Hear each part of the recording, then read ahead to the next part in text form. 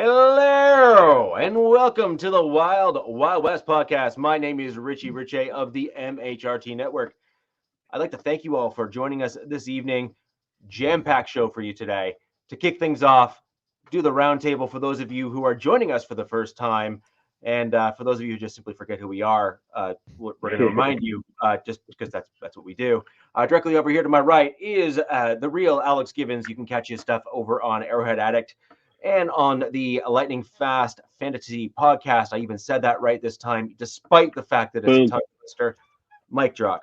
Okay, and then we got here directly below me here, the one and only Raider Transplant, aka Angelo, wearing the Le Vert Chapeau this evening. Yes, that was French for those of you who don't realize that I am, in fact, Canadian. That's what the A is on the end of my handle. We're good. And then diagonally back down over this way here, we have the Chargers resident here on the show. Expert, not actually wearing powdered blue, but we'll forgive him for that because, it's Mac's jersey.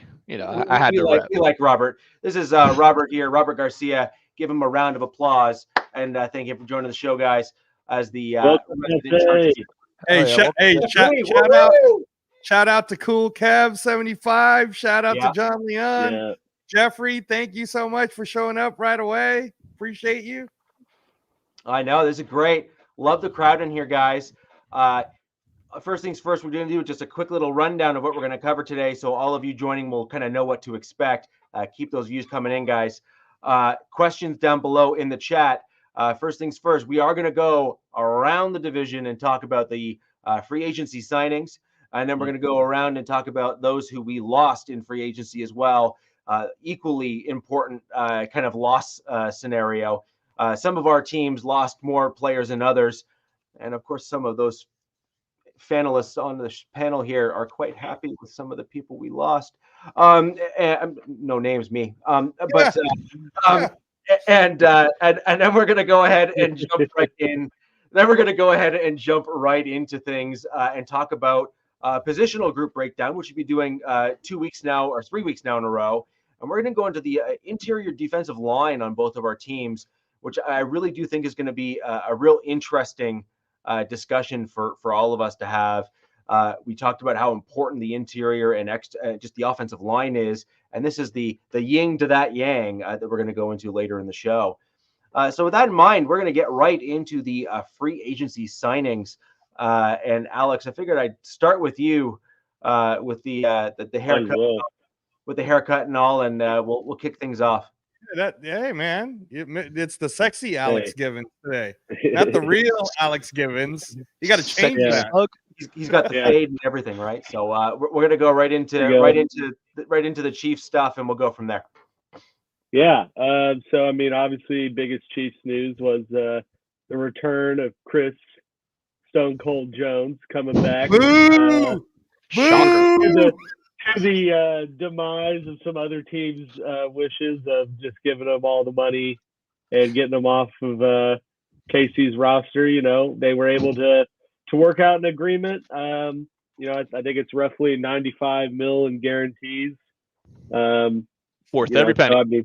So, got his money. Look, like we've talked about it several times. I mean, that was a guy you couldn't let leave. They made the right move to pay him and make sure that he stays, sees it through and retires a Chief. That was the biggest news heading into this free agency frenzy, was that they didn't really give him an opportunity to, get out there and have someone try to lure him over to the other side. So, that's just a good roster move. Glad they were able to come to their senses and, not try to lowball them and pay a very important piece to the success they've had and any continued success they would. So, that was the biggest news. I'd say other than that, just last night, actually, news came out, Mahomes, restructured his contract to create another $22 million in cap space. So, Chiefs are definitely not done. And I'd say, that move pretty much solidifies that if a good deal doesn't come their way, then Snead's back. they can afford to keep Snead at least for the tag and that one more year. And then, we'll just see what they, kind of bargain bin shop now. They have signed some other free agents as well as re-signed Drew Tranquil to a 3-year, $19 million deal. See, now, Alex, that's a big one. See, that I was waiting for you to tell me about that one. Actually, I want to hear your thoughts on Drew Tranquil, because while you were busy getting all excited about your boy Chris Jones, Drew Tranquil, man, he is a very important piece to your defense. So tell us about that. For sure. He earned every bit of the money he got. Like I said, 3-year, $19 million, $13 million fully guaranteed. And that dude, he's a unique linebacker because he was a safety in college. He's an athletic freak, and basically it was like kind of your Weapon X, if you want to call it, for how Spags likes to call the defense and the exact type of player he utilizes. And you could see that.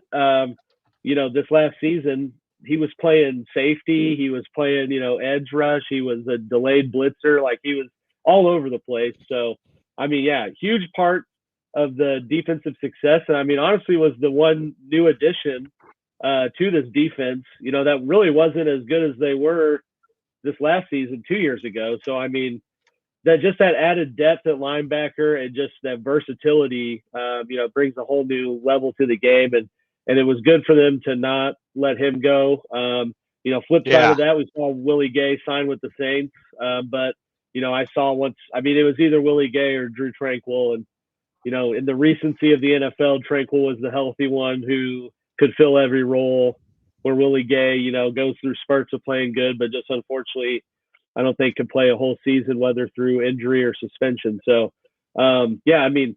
this is definitely the second most important news in terms of getting Chris Jones, to ensure the defense kind of keeps the band together and bringing Tranquil back.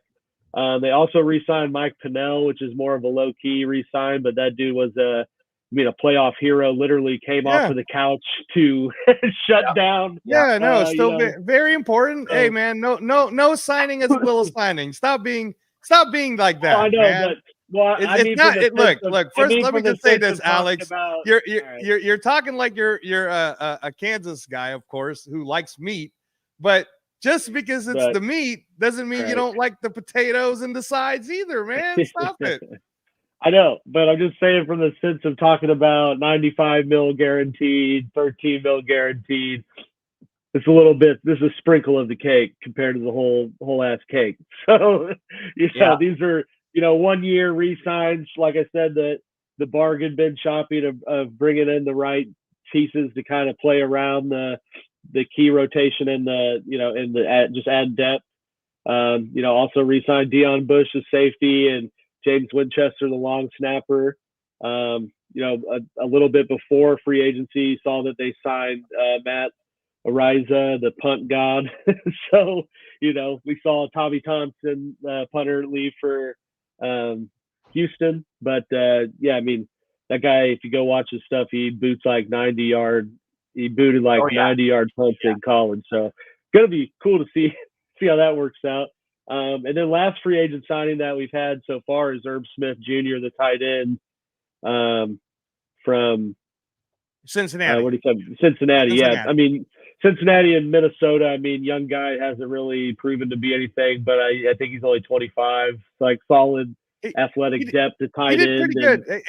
Hey, can I tell you, Alex, I thought that was a really good signing because he was actually there were games on the stretch where Jake Browning was playing, and Herb Smith mattered in some of those games. So I think he was a really good depth piece for you because you can see Kelsey's decline is starting to happen, honestly. So they got to start just planning to have depth.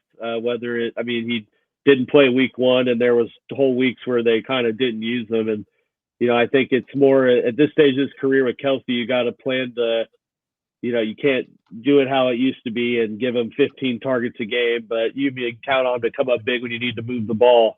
I like that signing as well. I already mentioned losing Willie Gay and Townsend, but also saw Nick Allegretti sign a 3-year, $16 million deal with Washington, who, he was the backup left guard, came into the Super Bowl tore a ligament in his elbow and kept playing. So you know that's the type of performance you see get you paid elsewhere. It sucks you can't keep him in the building, but good for him to go.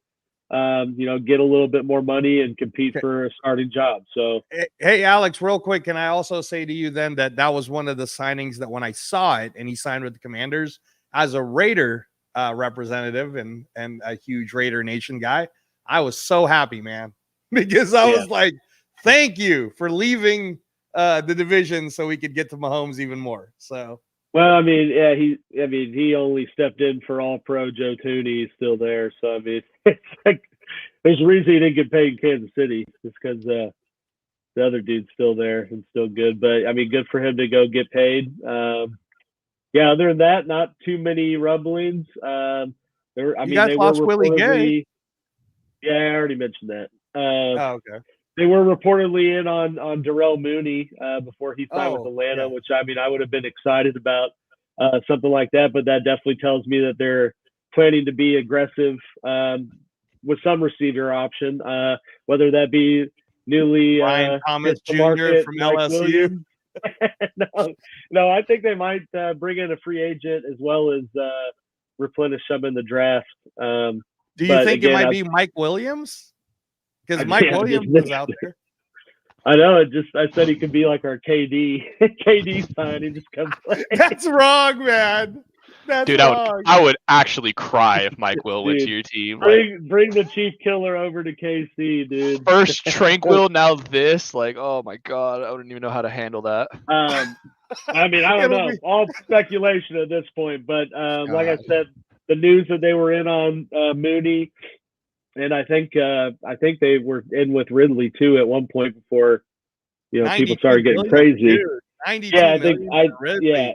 but like I said, that tells me they're definitely not done, and this is the time where Veach definitely kind of lets time play out and bargain hunt. So we'll see the Chiefs make some more moves here now that they've kind of firmed up the more looming questions heading into the offseason. Hey, can I give a little breaking news? Robert, you want to go first? Because I saw it on the chat. On the channel. Yeah, I put it in the channel. News for the Chargers? Go ahead. Well, former linebacker Eric Kendricks, instead of going to the Niners, has decided, screw that, I'm going to go to Dallas instead. So that's what the Cowboys meant by all in. That is the second kind of turnaround we've seen for players.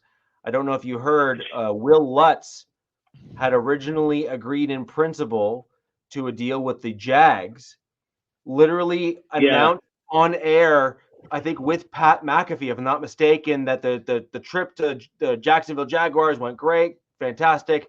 And apparently it was like a call, and he's like, yeah, well, I had a great run with the Jags. That was fantastic, and I'm back to Denver. So where did he go, Rich? I missed come back to Denver. He just came back. Oh, get out of here! Then he came back to Denver. That's wild. Broncos Peyton, country, man. Let's kick. I did see that though, because they talked about how the Jags signed McManus last year. Yeah. And took one this year. Damn, I didn't know that. Didn't McManus sign somewhere else this year too?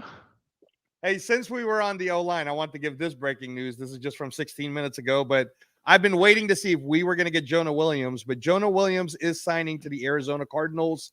And now he will be the bookend for Paris Johnson, which means that the Cardinals will not be taking a lineman in the fourth. You're right. So they're going to be we're trading back it. to Marvin Harrison, baby. We're back to Marvin Harrison. They'll take all and put him at 5. But yeah, so this has been an insane free agency so far. Just pretty much ridiculous move after ridiculous move and constant swiping on X. For the Chargers, it's been kind of a low key one. We all, especially me, expected it going into this. Obviously, we were cap stricken, but sucks to see Mike Will go, but it was kind of inevitable. We knew probably since the end of the season that he was gone. Just have to give a shout out to him. The dude is an absolute baller. Whoever gets him, they're gonna get an absolute just professional. Goes out there every day, gives it his all, puts his body on the line to get those balls and not let his quarterback down. So yeah, I was hoping we were going to be able to trade him, get some value out of him, but it sucks to see that it's most likely he's going to sign somewhere else. But we did, and for not losing everybody, we did retain Khalil Mack. I am shocked at that. Very surprised, to be honest. I did not expect that to happen at all. Yeah, he restructured it, right? Like to nothing. That to play me, with hardball. That to me, exactly. That to me shows that everything that's going right. You're muted. That was a hardball move. But yeah, 100%, 100%. Yeah. If for nothing else, that to me, that if a player like Khalil Mack of his caliber, of his professionalism, been in the league, a veteran, I mean, dude is just an all-out baller. Yeah. If he wants to restructure his deal to stay and play for Harbaugh, that just gives me like the best feeling possible, because that just tells me that all the rookies coming in, all the new players coming in, they're going to start adapting into that system, and we're already starting to see it with guys that we just signed a year or two ago. So to see that, it was I don't know about that. There was rumblings that the Falcons. I agree. He had 17 sacks, so people were going to trade for that. You would have any team that was going to take him, and Cool Kev, thanks for pointing that out. The problem is any team that was going to take him on a trade, we were going to have to eat, or any team was going to have to eat like over 17 mil. So it would have had to. So if you're taking them straight up on a trade for a pick, you're eating all of it. If you were going to do a player-to-player trade, it was just too high. The price was too high. I just thought we were going to straight up release him, though. So the fact that he wanted to stay and was fine with taking a contract restructure. Hold on. All right. Who on your team had 17 sacks? Yeah. Khalil Mack. No, I mean Angelo. Dude, it doesn't fucking matter. I'm sorry. It doesn't matter because 6 of those sacks were off of us. Which right. No, but even then he would have 11 sacks in 16 Yeah, games. Exactly. And now if we answer that question, Max Crosby had way more sacks than Khalil Mack then. Right, but my point is that he was able, regardless of whether or not it was against your team that couldn't block in a wet paper bag. That's kind of your problem, right? But at the end of the day, 17 sacks is 17 sacks in a season for an NFL player against NFL caliber players. I'm sorry. At 32. Like at 32 years old. That's still production. Yeah. I mean, I'd say rushing the passer is one of the things that will always be valuable. Hold on. Let me just get through this real quick, because I think this is super important. Because I think the comment has some validity to it, but I think you also need to bring it back in a little bit. And yes, I fully realize that there's history with the Raiders, so I get it, like 100% get it. 17 sacks in an NFL season by any player, and on top of that, generally being able to produce at a relatively high level, even after leaving. Like you have to give the dude his due. He earned it. He has earned that kind of accolades throughout his career. Also with the Raiders as well, he has earned those accolades. That is important to note. And so is someone going to trade for him? Yeah. At 17, even 20 million, probably. See, a trade would have been 23.2. But we would have eaten 15 of it.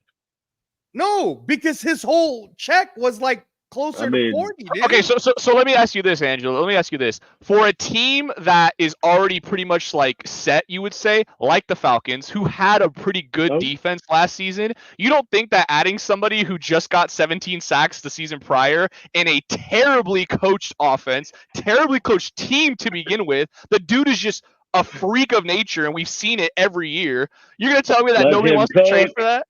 Okay, I'm going to answer that. You're saying to Atlanta. You're saying that Khalil Mack. That was the rumor. I'm just throwing out Atlanta as an example. I'll answer that question. No. This is perfect. I'm glad you're asking me this question. So Raider Nation, thank you so much for showing up. Shield Squad, shout out to you guys. Protect the Shield. My man, Chris Kimber, told me, heck no, we do not want Khalil Mack. And this is coming from him because Chris Kimber told me that Malcolm Kuntz is the better partner in this sense, we don't need Khalil Mack back. We have Robert Spillane, and we'll probably address linebacker another way. And the dream scenario for us right now, for all of you guys who are tracking free agency, Raider Nation, thank you for continuing to do that along with us, is Devin White. We want Devin White. That's who we want. That's who Chris wants. Yeah, but That's Devin what White and everybody Khalil Mack right? are not the same players. Oh, no. Okay, now, Alex, stop. I'm going to address the question. Okay. The question is, I'm just saying. the rumor Atlanta. The question was, why would they not get all this money for an aging 32-year-old? Here's the reason, Robert. They're picking number 8. And at number 8, they can go get Jared Verse, Dallas Turner. Okay. I mean, those two are excuse enough. Latte Latu. Okay. And whoa. Here's one more, Rich. Here's one more. You want to hear a rumor? Here's one that you're really going to hate, Robert. Oh, let's Rumor hear it. is Atlanta, who just received a 3rd-round compensatory pick from the Calvin Ridley going to the Titans, will now be looking to move back up to the 1st so that they can get their defense, which could be someone like Latte Latu or Jared Verse or Dallas Turner and Brock Bowers, baby, because they're going to use Kyle Pitts as the trade. So imagine trading Kyle Pitts to Arizona, who now does not need alignment, and saying, we'll take your number 4 pick. We're going to give you our 1st. We're going to give you our 2/3. Brock Bowers, Dallas Turner. Boom, boom, sucker. Cool. We get MHJ. Cool. So- Take him. Take Bowers. I'm so- okay with that. Please take him. Hold on. So, Why are we talking about the Falcons? right. What are we talking about the Falcons? Well, hold on. AFC Here. West show. So here's the deal, guys, right? We can all agree that there are 3 fairly, or let's call it 4 very premium positions in the NFL. Quarterback, Mhm. left tackle, Mhm. right tackle. And arguably based on salaries, if we're going to kind of even things out, edge is that 4th likely premium pick that I think we could, or premium position group that I put we it could, 3rd, but that's just me. I'm not ordering them. I'm just Okay. rhyming them off. Like I'm not Gotcha, ranking gotcha. them. I'm just rhyming them off. And so we can kind of agree that those are your kind of 4. Now, for me, I actually insert interior defensive line in that group as well, but that's for later in the show, and we'll go back. Either way, though, edge is deemed that premium group by the vast majority of people. So now, Angelo, the reason why I kind of shove my hand up there and say, okay, is okay. What is Khalil? There's 2 dudes that typically help run what is called the pass rush camp. Von Miller, Khalil Mack. So you already know that Mack is a natural teacher of pass rush and moves and that kind of stuff, and he has So is owned that role Jadeveon for a number of years. Clowney for a lot cheaper. No, Right. but again, Clowney has been, by all accounts, a bust given what he was deemed in the draft, right? We can kind Doesn't of mean he's a bad teacher, though. Doesn't mean And- he's a bad teacher. No, it doesn't, and he might make a good coach one day, maybe. But the problem is that guys like Clowney, though, and this is always an issue, by the way, with regards to guys like Clowney, is they were so athletically gifted that they never needed to learn proper technique. And so they came up through the ranks, be like, what do you mean I need hand placement? I just ran past that dude and made him look like a clown, right? There's a joke in there somewhere. But, and so. It's the dog. Right? Yeah, there you go.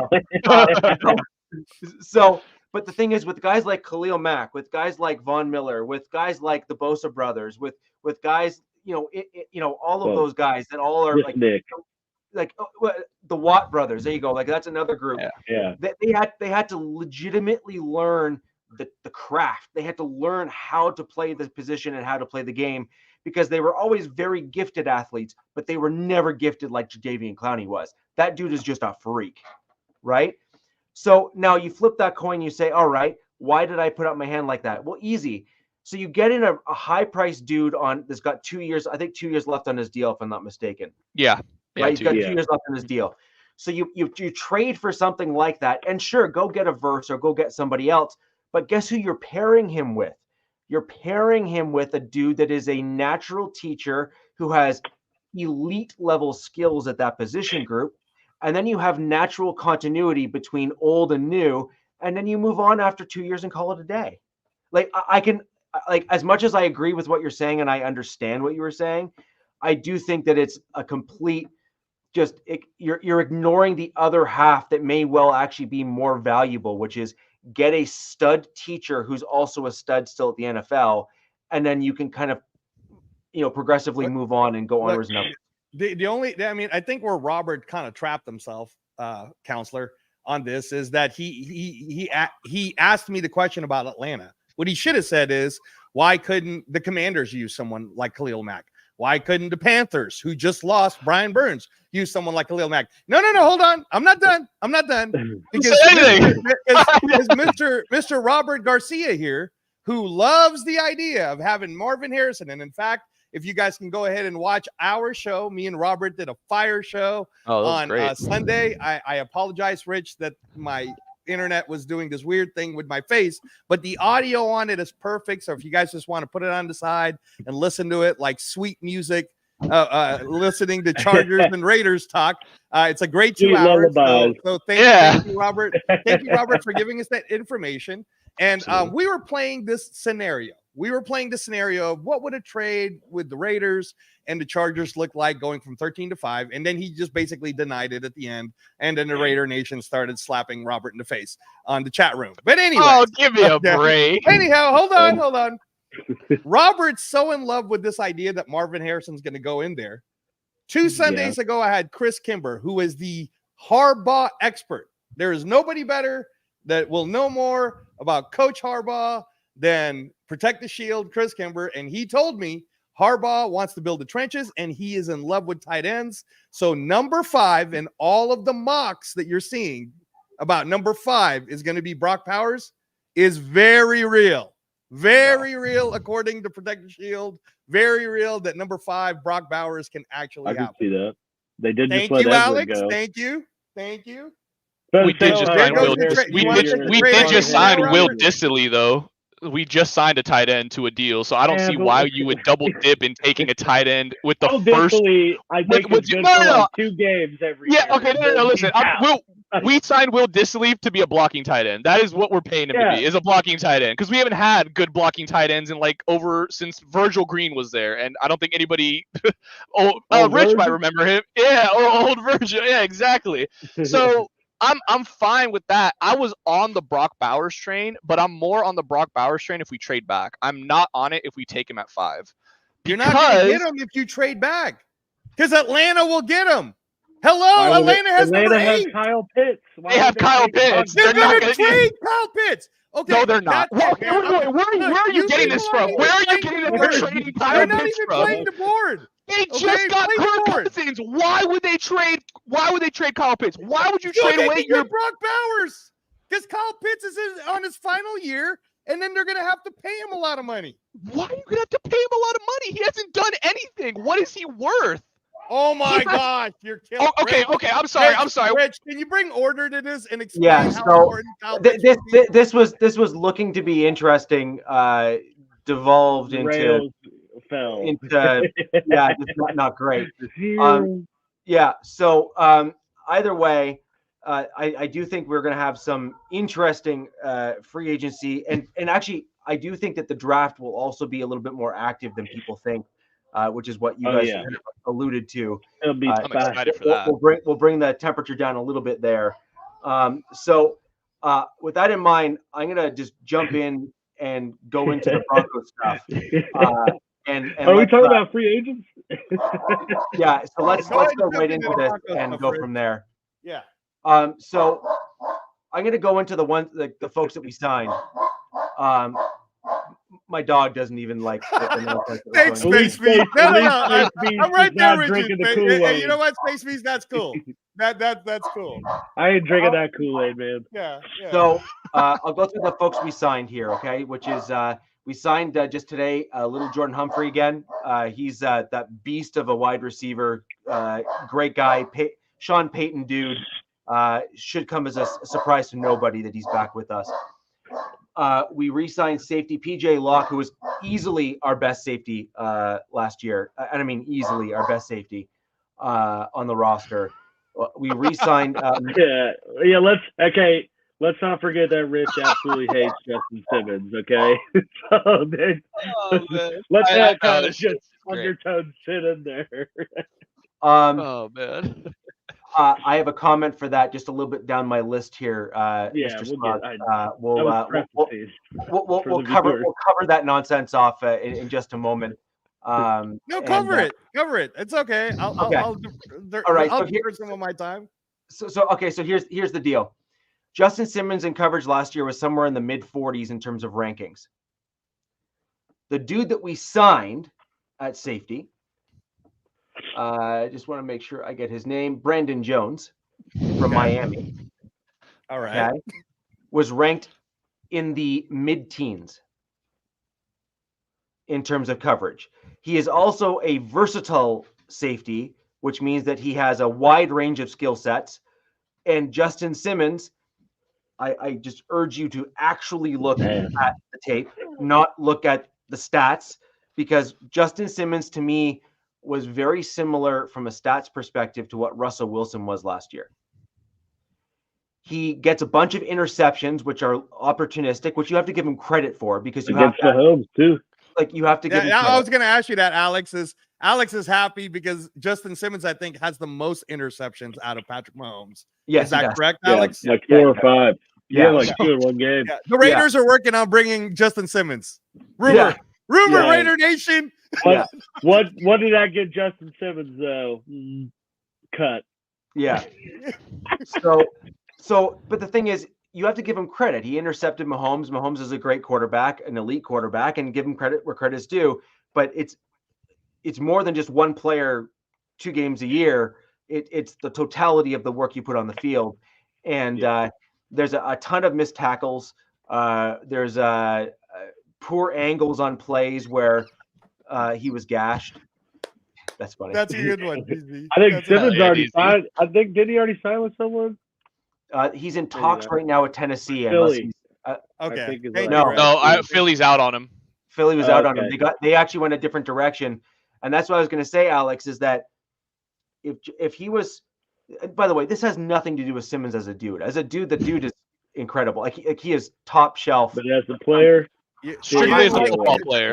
Rich, this is the Russell Wilson thing again. You didn't like his production based on the money that you were giving him, right? Correct? Exactly. It's exactly the same thing. And I just believe that as a player on the field, we required more from someone who was getting premium money at that position, and we just simply weren't getting that production from him that you need for a guy that is getting paid that much, especially at that position. A couple interceptions a year is wonderful, but that's 4 plays where you've gotten the turnover. What about the other couple hundred that you're on the field for? Those matter almost as much or more. And it's not like he's intercepting, the ball 40 times a year. So with that said, then, Rich, because of that bag, how do you feel about the fact that Lloyd Cushenberry got a huge bag? Huge bag for Lloyd Cushenberry. Big old bag. I have 2 words for you. Compensatory pick. Okay. True. Very fair. And also similar to Simmons. I had to smile. So you really didn't want, because obviously he was worth that much to them. You really didn't think he was that good? You really didn't think Cushenberry was doing good for you guys? I'm going to be polite. I'm going to be very, very polite. I'm going to put my best Canadian impression on as I possibly can. In the year 2022, Lloyd Cushenberry was ranked 34 on the list of centers in the NFL. Yeah, dude. This dog won't stop. Shut that baby up. Okay. That dog is going crazy, so I'm going to take over for Rich for a second. Oh, yeah, he might be back. It's been are you back now? Are you back, Rich? It's been sorted. So that was me being kind. He was ranked 34th out of all centers in the NFL. For those of you who struggle with math, I'm going to help you just a little bit. There's 32 friggin' teams. Yeah, it's not good. Okay, That's pretty bad. okay, thanks. That's pretty bad. Glad we got that covered. So this is the thing. One good Yeah, season that's pretty does bad. not an elite center make. Contract year, man. Undefeated. Now, Dudes that's are going to play Alex- good when they think Alex, they're going can to you maximize. I want to ask Alex because Alex played these positions, O-line and stuff, right? Yeah. In I your played opinion, center, Alex, actually. why did Lloyd Cushenberry get such a big bag? Is it honestly because the team was that stupid, or is there something you're seeing from your perspective? You went to Tennessee, right? Yeah, he did. Where'd he go? Yeah. Tennessee. Honestly, probably because he's 25, 26, I think. And I mean, good, bad or not, I think you saw him in the time he was playing with Denver slowly progress, whether it was like leap and bound progression or not, to be seen, I guess. But I mean, I think it's just kind of the market was right. Relatively young center, like knows how to call an offense. Titans probably thinking, he came from a complex system with Peyton at least for 1 year and managed to make it through that. They need offensive line help, so just probably the perfect storm, and he was the best option. I mean, we saw the Robert Grant from Miami get like the same money that Jawan Taylor got. You saw, the Panthers give That two was guys. Yeah, Robert I just Hunt thought- was crazy. That was like Hunt, 100 that's who- million. I'm pretty dude's an okay guard, but he's not $100 million. He's not Marshall Yanda. Onwenu got the bag, man. We were hoping to get Onwenu, and Onwenu got the bag. This is what free agency is, though. It's overpaying. Yeah. So I think that's part of it, and Titans clearly are loading up, trying to maximize, I guess, Levis, so they can give people money. But yeah, I think it's just a matter of him being young, and as we've talked about with Corey Linsley, and other offensive line issues, like center's a big part of your offensive line being successful because of just all the calls and reads you have to make, and that's only more prevalent the younger your QB is. So, you would have figured he would have gotten paid somewhere. And knowing Rich's feelings on him, I figured it wasn't going to be with Denver. So, Rich, what do you guys do? What are you doing with the line? Because you lost. We've got two backups already. One of them was well entrenched to likely take over anyway. I'm like I said. Look, this is nothing against Lloyd. Actually, Lloyd is another one of those dudes. As far as I heard, and all of the things I heard, he was a legitimate stand-up guy, just like absolutely just football player, buttoned up, all that kind of stuff. But big piece. You can't go 3 years of not looking great, and then in your fourth year, I don't say pop off, but look better than you ever had. Career year. Have a career year, and then have someone like me saying, "Yes, let's pay him all the money." It's just not going to happen.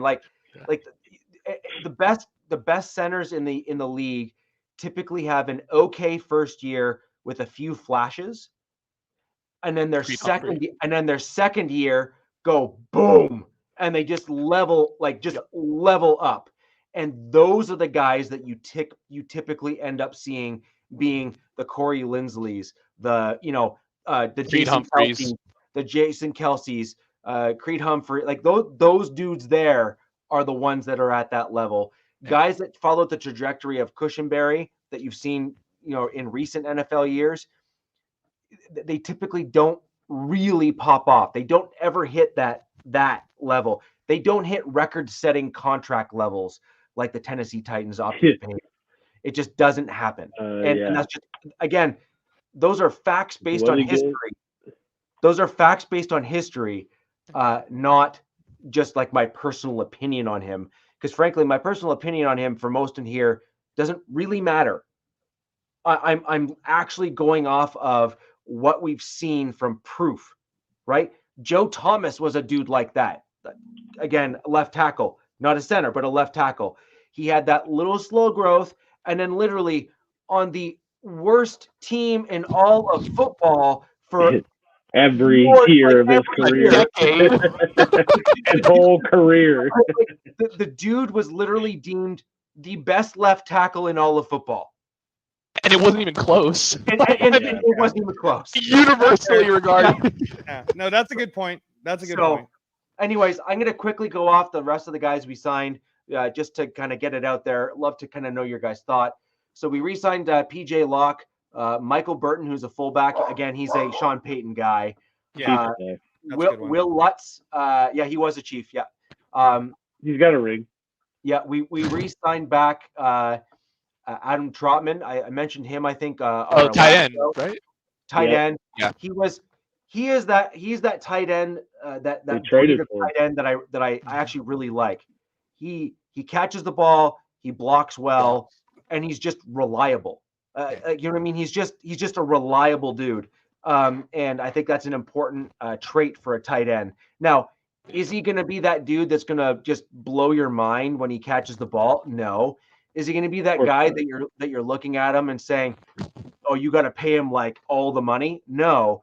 But he's a guy that you need on your team because you need that reliability. The guy you just say, well, he can just do it, right? And I that's need it to be Dolchich season yeah. And then for my dynasty teams. yeah, and then we signed defensive end Malcolm Roach and safety Brandon Jones. Now, Brandon Jones is obviously the kind of top tier signing that we have. I'm actually frankly excited to see how that safety room plays out. Another guy that you guys won't know just in the safety room, because obviously Justin Simmons being cut is going to be next on my list of things to mention. But you're asking, okay, you get rid of the all-pro safety that you have on your team.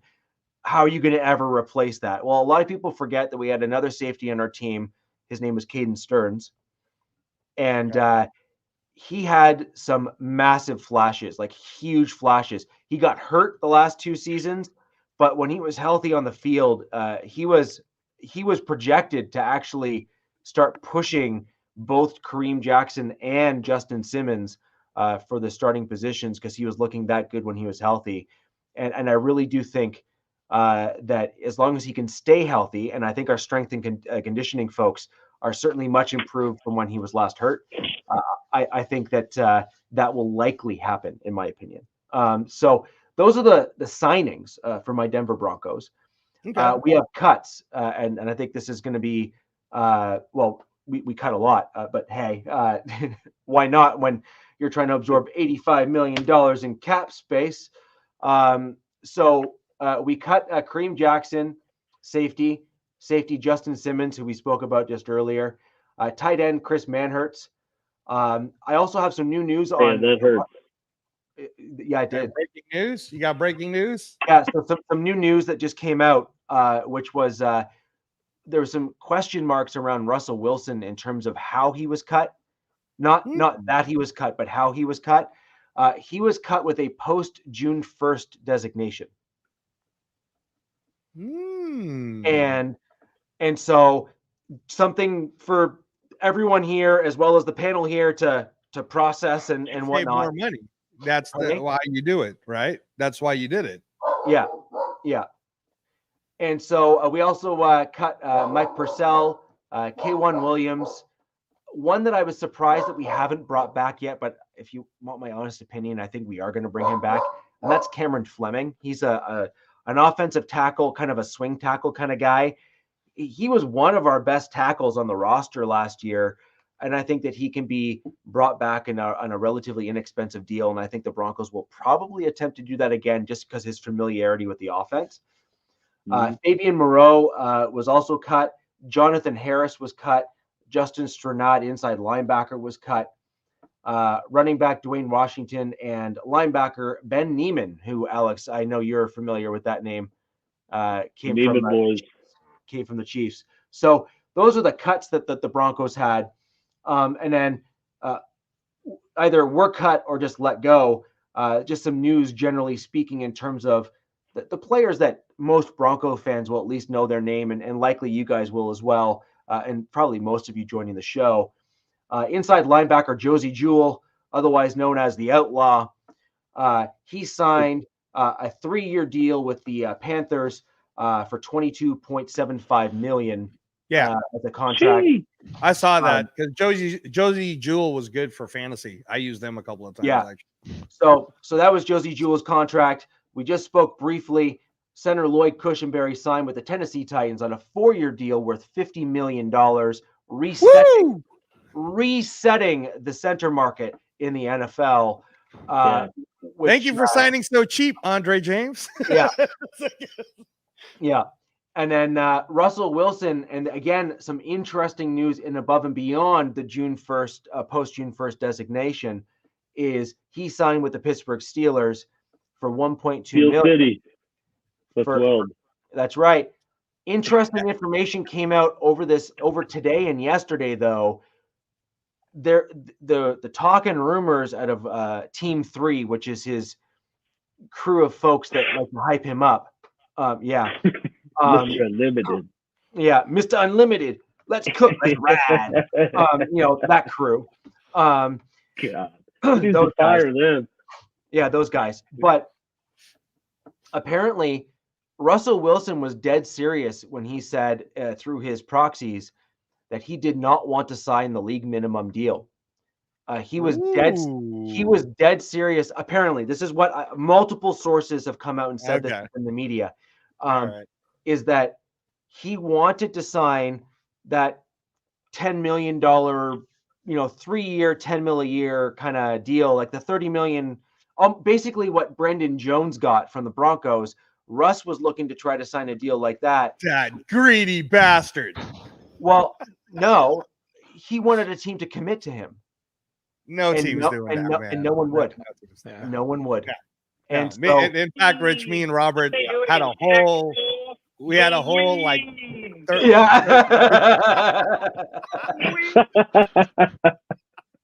I don't know what the heck he's smoking, but me and Robert had a whole 30 minutes on this on Sunday, and actually I want to give credit to Robert because as we were talking about my hate for bringing Russell Wilson in and why I thought AOC 4 was the better option, Robert called it. He said it's going to happen to Pittsburgh, and then literally we get off the show, and then he texts me a half hour later, and he goes, "See, I told you, man." Right, so.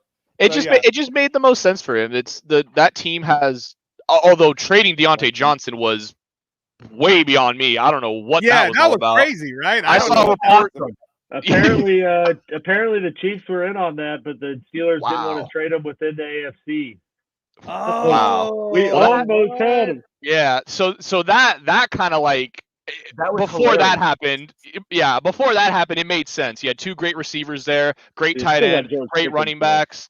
The O-line was probably the only thing that was like shaky, and they could have addressed that in the draft, as it's, like we said before, it's very O-line heavy. Move's pretty good. Yeah, I thought. Mentioned Freiermuth. Yep. I thought Pittsburgh was going to go center. I thought they were going to pick Jackson Powers Johnson. Now it makes me rethink it. Like, are they going wide receiver here, or are they? I mean, the thing is, though, like we said, this draft is so. Patrick Queen too. Oh, my God, man, that defense is terrifying. Yeah, literally, they just need Russ to do what he did last year, and they should be way more successful than they were because Kenny Pickett is way worse than Russ. You know what I just thought about? What if the Steelers went and got Mike Will? Because he is literally the perfect receiver for Russ. Oh my gosh! You know what? Just now that you just brought that up. And Mike Will can just go grab it. Mike Williams. No, I'm just kidding. Dude, I'm not even joking. Mike Williams like, to the Steelers. it would make so much sense for them to sign Mike Will after training Deontay Johnson. It would make so much sense for them. Yeah, it'd be interesting to see. Wow. Well, Rich, before I go on, is there anything else Broncos related? Because the one question I would have traded Judy. Yes, that's right. Jerry Judy, buddy. We traded Jerry Judy for a 5th and a 6th round pick. Now the 5th round pick. Good job. Well, good job. Tough return. That's a rough return. I mean, come on, though. 5th and the 6th isn't so bad. You need the picks, man. It's just funny with a first round draft pick, 15. It's funny, dude. Okay, look. Okay, all right. Stop. What's worse, the fact that Brian Burns could have gotten 2 firsts for him last year, and instead they waited just to trade him for a 2nd and a 5th? Or Jerry Judy, who essentially was getting such a bad rap from I'm forgetting the name now of the Everyone? wide receiver that's Steve on the Smith. NFL Network. Thank you. Steve From Smith. Steve Smith, Good that bag. getting a 5th and a 6th was pretty good. That's another guy. Is You know? that your? To me, Sorry, it was that's your funny bar? from watching all the Broncos people share their PFF mocks where they traded Judy for a 2nd-round pick, and I'm like, that's never going to happen. I don't know where you think. No way. I'm not going to name any names, but let's just say some people in the MHRT circle, I see their mocks, and I'm like, yeah, I don't know what team's valuing Judy at that. The same team. You know what? It's the same people who valued Russell Wilson at that exorbitant amount of price that they Okay. signed him for. So there's a reason why I am an outlier on the network. In literally many sentences, right? Like I Objective. am. I really am. I Not a homer. really am. Like I really You're am. an actual real fan, like Yeah. not an Like- emotional one. No, like You know, my thing is that I come from a contact sports not only background, but like my family, as in going back like multiple generations. And like I broke my leg, and my dad said, "Do you want to go to the hospital now or once the game's over?" Okay, Hell like, yeah. dad right there. like Get it that's out, my son. family. And put No, some like, dirt Quit being a on it. little, Like that's my family, okay? Like let's just put things in perspective. And look, don't get me wrong, I wouldn't change my family for the world. Love them dearly, but I think things need to be put into perspective as to why I am the way I am. And by the way, the answer to that was I went to the hospital with a shattered leg, not a broken leg. Oh, Not only after the game, but we also drove my teammate home that I committed to do so before I went to the hospital. wow. Your dad Put some sounds ice- like he's Filipino. Sounds like you're made of vibranium. Put some ice Yeah. on it. You'll be good. And Fix on it, Rich. and What's that- wrong with you? and that was my choice as well. Like I actually said, no, we got to bring Buddy home, and he goes, okay, fine. And so I'm sitting there with a broken leg, driving 45 minutes home, and that's Shattered leg. I was shattered. And I mean that legit. I actually have my X-rays here from when I did it. I ended up having 4 pins and 2 surgeries. Damn. Yeah, I mean, there's a funny story that I'll get into, but quickly I'll just go down. So Yeah. I had no swelling at all. Like I literally shattered my right leg, and I had no swelling at all. And I had legs that like were I look like a horse. Like my legs like were just absolutely just I look like a horse. And so I'm sitting there, and the nurse on the intake says, "All right, you need to move your foot." And I was like, "I am moving my foot." Like, well, she's like, "It's not moving." And I said, "I told her I'm trying to move my foot." And then she's like, "Oh, that's not good." I was like, "No, I didn't think so either."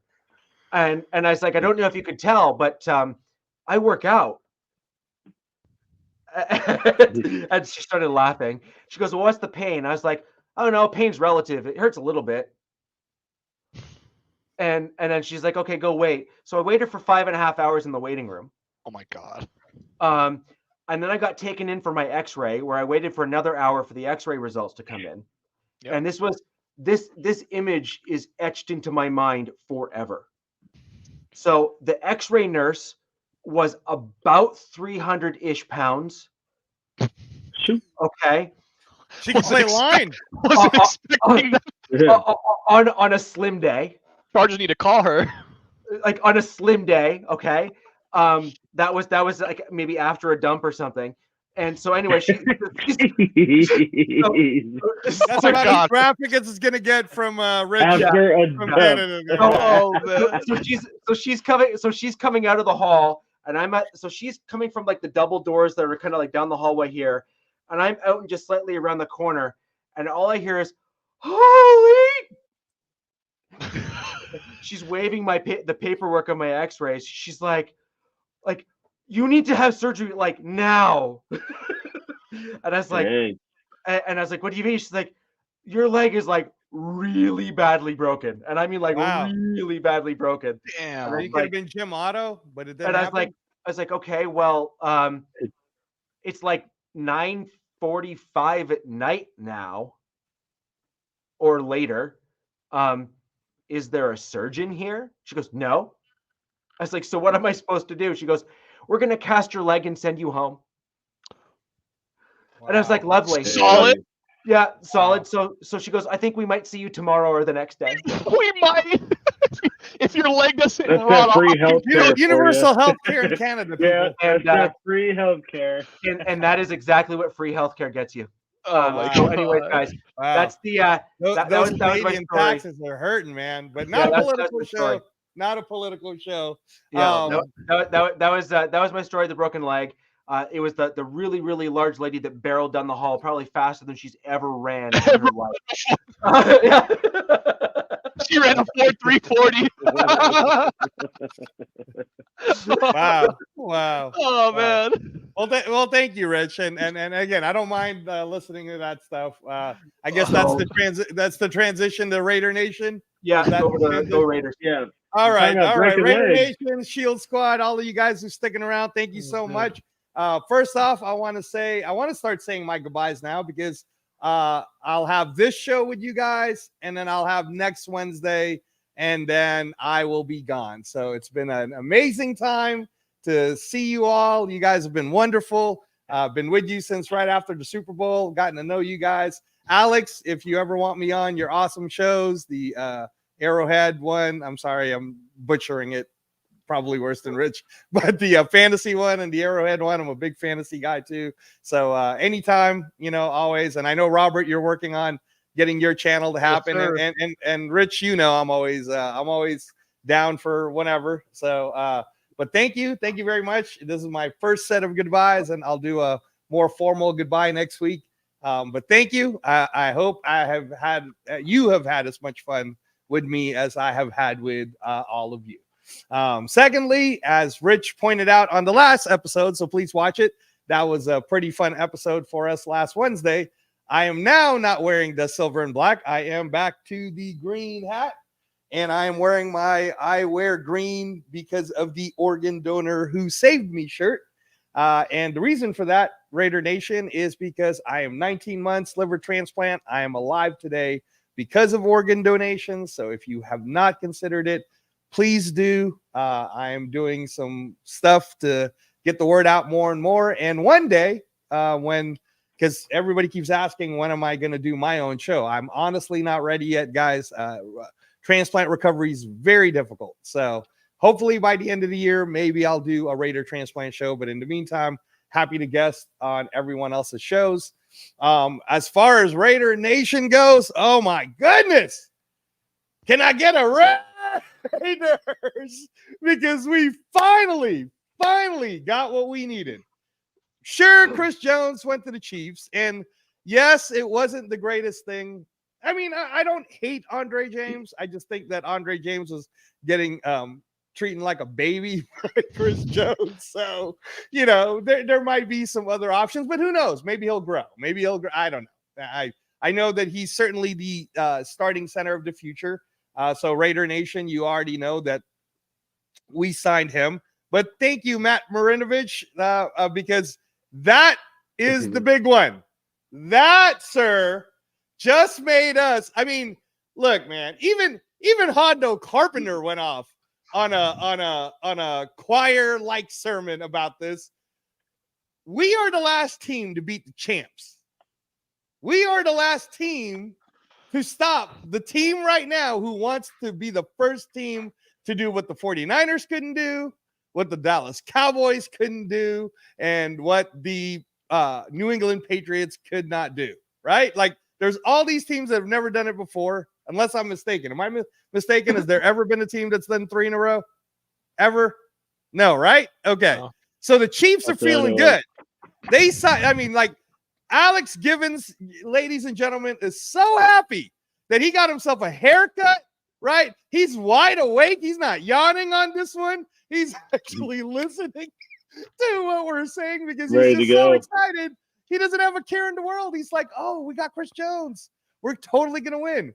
And yet he doesn't understand that Christian Wilkins is basically the guy that is about to NASCAR the heck out of Patrick Mahomes twice a year.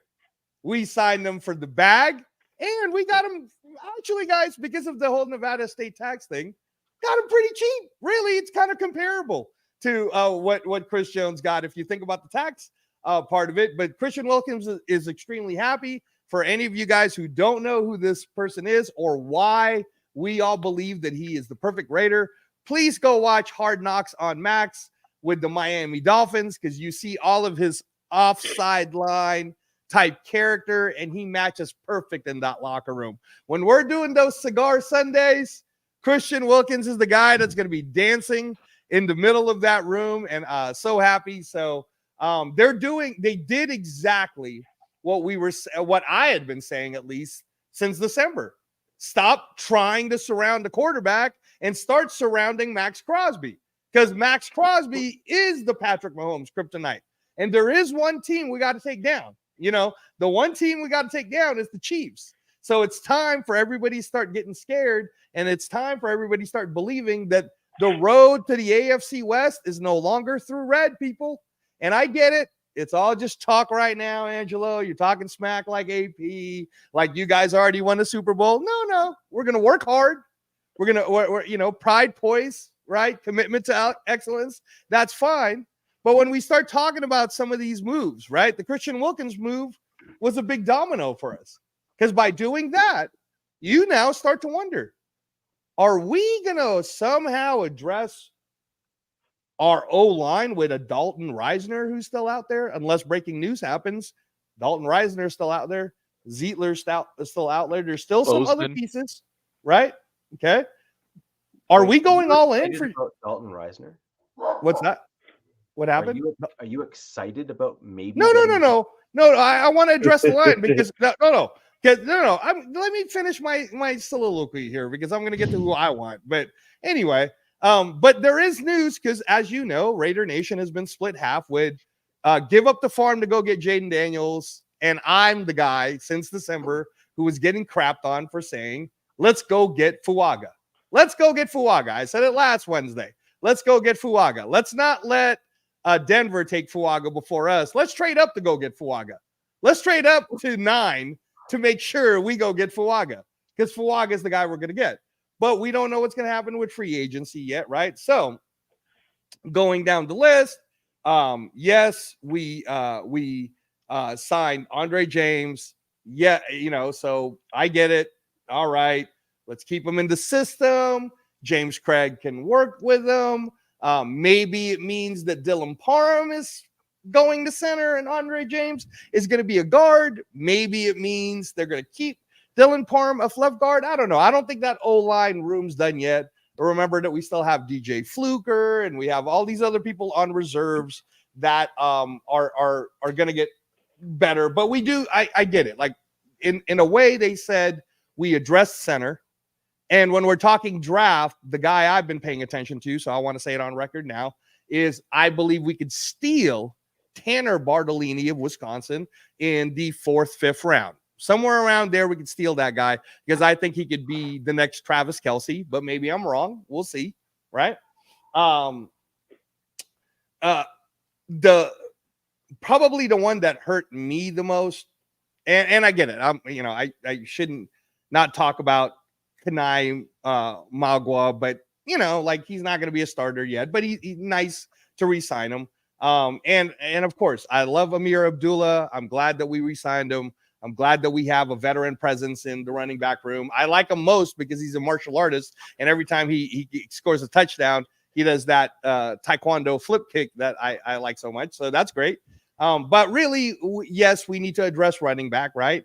And the one that hurt me the most is losing Josh Jacobs. And we talked about this 2 Wednesdays ago, Rich, where you were saying somebody was going to pay Josh Jacobs. On my show 2 Sundays ago, I also talked to Chris, and I said, you know what, man, just on the fact that Nevada in itself has the highest population, number 1 population of Asian Americans in Nevada is Filipino. And there's a lot of Filipino Raider Nation fans out there. We really didn't want to lose Josh Jacobs. So I said, let's just tag him. Tagging him is 14.1, right? And everybody was like, no, that's way too much money, blah, blah, blah, blah. And then what ended up happening? The first domino, Swift gets 8 over 8 a year, and then bang, and then bang, and then all of a sudden you see Saquon getting 37, and I'm like, whoa. Well, if Saquon's getting 37, Josh Jacobs is definitely getting paid. And sure enough, man, Green Bay took him. From what I'm understanding, and if some of you guys know this better, let me know. But his first year is going to be 14.8, and then his bonus was 12.5. So he got the bag right off the bat. And I guess the way Green Bay structured it is some weird thing, like they don't have to guarantee the other years, but they gave him the bag up front. Yeah. So, you know, there's a lot of Raider people out there right now that are like, well, Josh Jacobs, you know, he's kind of a traitor, and he was offered 2 different deals, and he still said no. And, you know, like, I don't know, man. I don't know Josh Jacobs personally, but I do know that Tyreek Hill last year. Oh, go ahead, Rich. I missed that. What was it? So he ended up signing a 4-year deal worth $48 million. It was a $12.5 million signing bonus. His cash annual average, or cash this year rather, is 14.8 million. And then in 2025, so we got some cheddar cheese. It basically goes down in 2025 and then goes back up to 11.5 and then goes up to 13.5. So right. I mean, and supposedly his none of those are guaranteed, right? Right in that. Let me just double check. Yeah, the later years aren't guaranteed, right? No. Okay. No. So technically, they could cut him after 2024. Potential out is 2025, and then he ends up with a $9.375 million dead cap hit. So that is their potential out at the end. So basically, if Jacobs really, really performs well this year in Green Bay is going to have a tremendously tough decision to make, because after 2025, which is just next season, obviously, if they don't cut him, it then becomes a little bit more prohibitive if they don't cut him after the 1 year. Got it. Okay. And so basically, frankly, that was a smart move by Jacobs. Yeah. Because he got a whack ton of signing bonus up front. He got $14.8 million a year, which is basically at the tag value, right? And if they walk from him, he's still somewhat young and is likely going to still be productive. So he's probably going to get paid, you know, north of $10 million anyway in 2025. I mean, smart move. Like, good for him. Yeah. To go to a promising young team like the Packers. Yeah. And that's what I was going to say, was that, you know, I mean, I get what Green Bay was doing in a contract like that, because they're like, well, what if he ends up like Todd Gurley, right? And then on the flip side of it is, well, if Josh Jacobs does exactly what you're saying, Rich, then they're going to have a tough decision to make, right? Good for him. And what I was going to say to Raider Nation is, you know, let's not get mad at the guy. I mean, he went to go get the bag. This is very similar to what I've been talking about here at the Wild Wild West show, 4:30 on the Captain Jack channels every Wednesday, is Tyreek Hill was going to sign with the Kansas City Chiefs. They gave him an offer, blah, blah, blah. And then Miami said, here's a bunch of money up front. And he couldn't say no to a bunch of money up front. So it's the same thing, right? It's the same thing. And that's why I said on the record, Rich, on the Captain Jack Rackham channel 2 Sundays ago, let's just tag the guy, and then we could rework it in July. We could just we could have reworked it closer to Saquon's deal.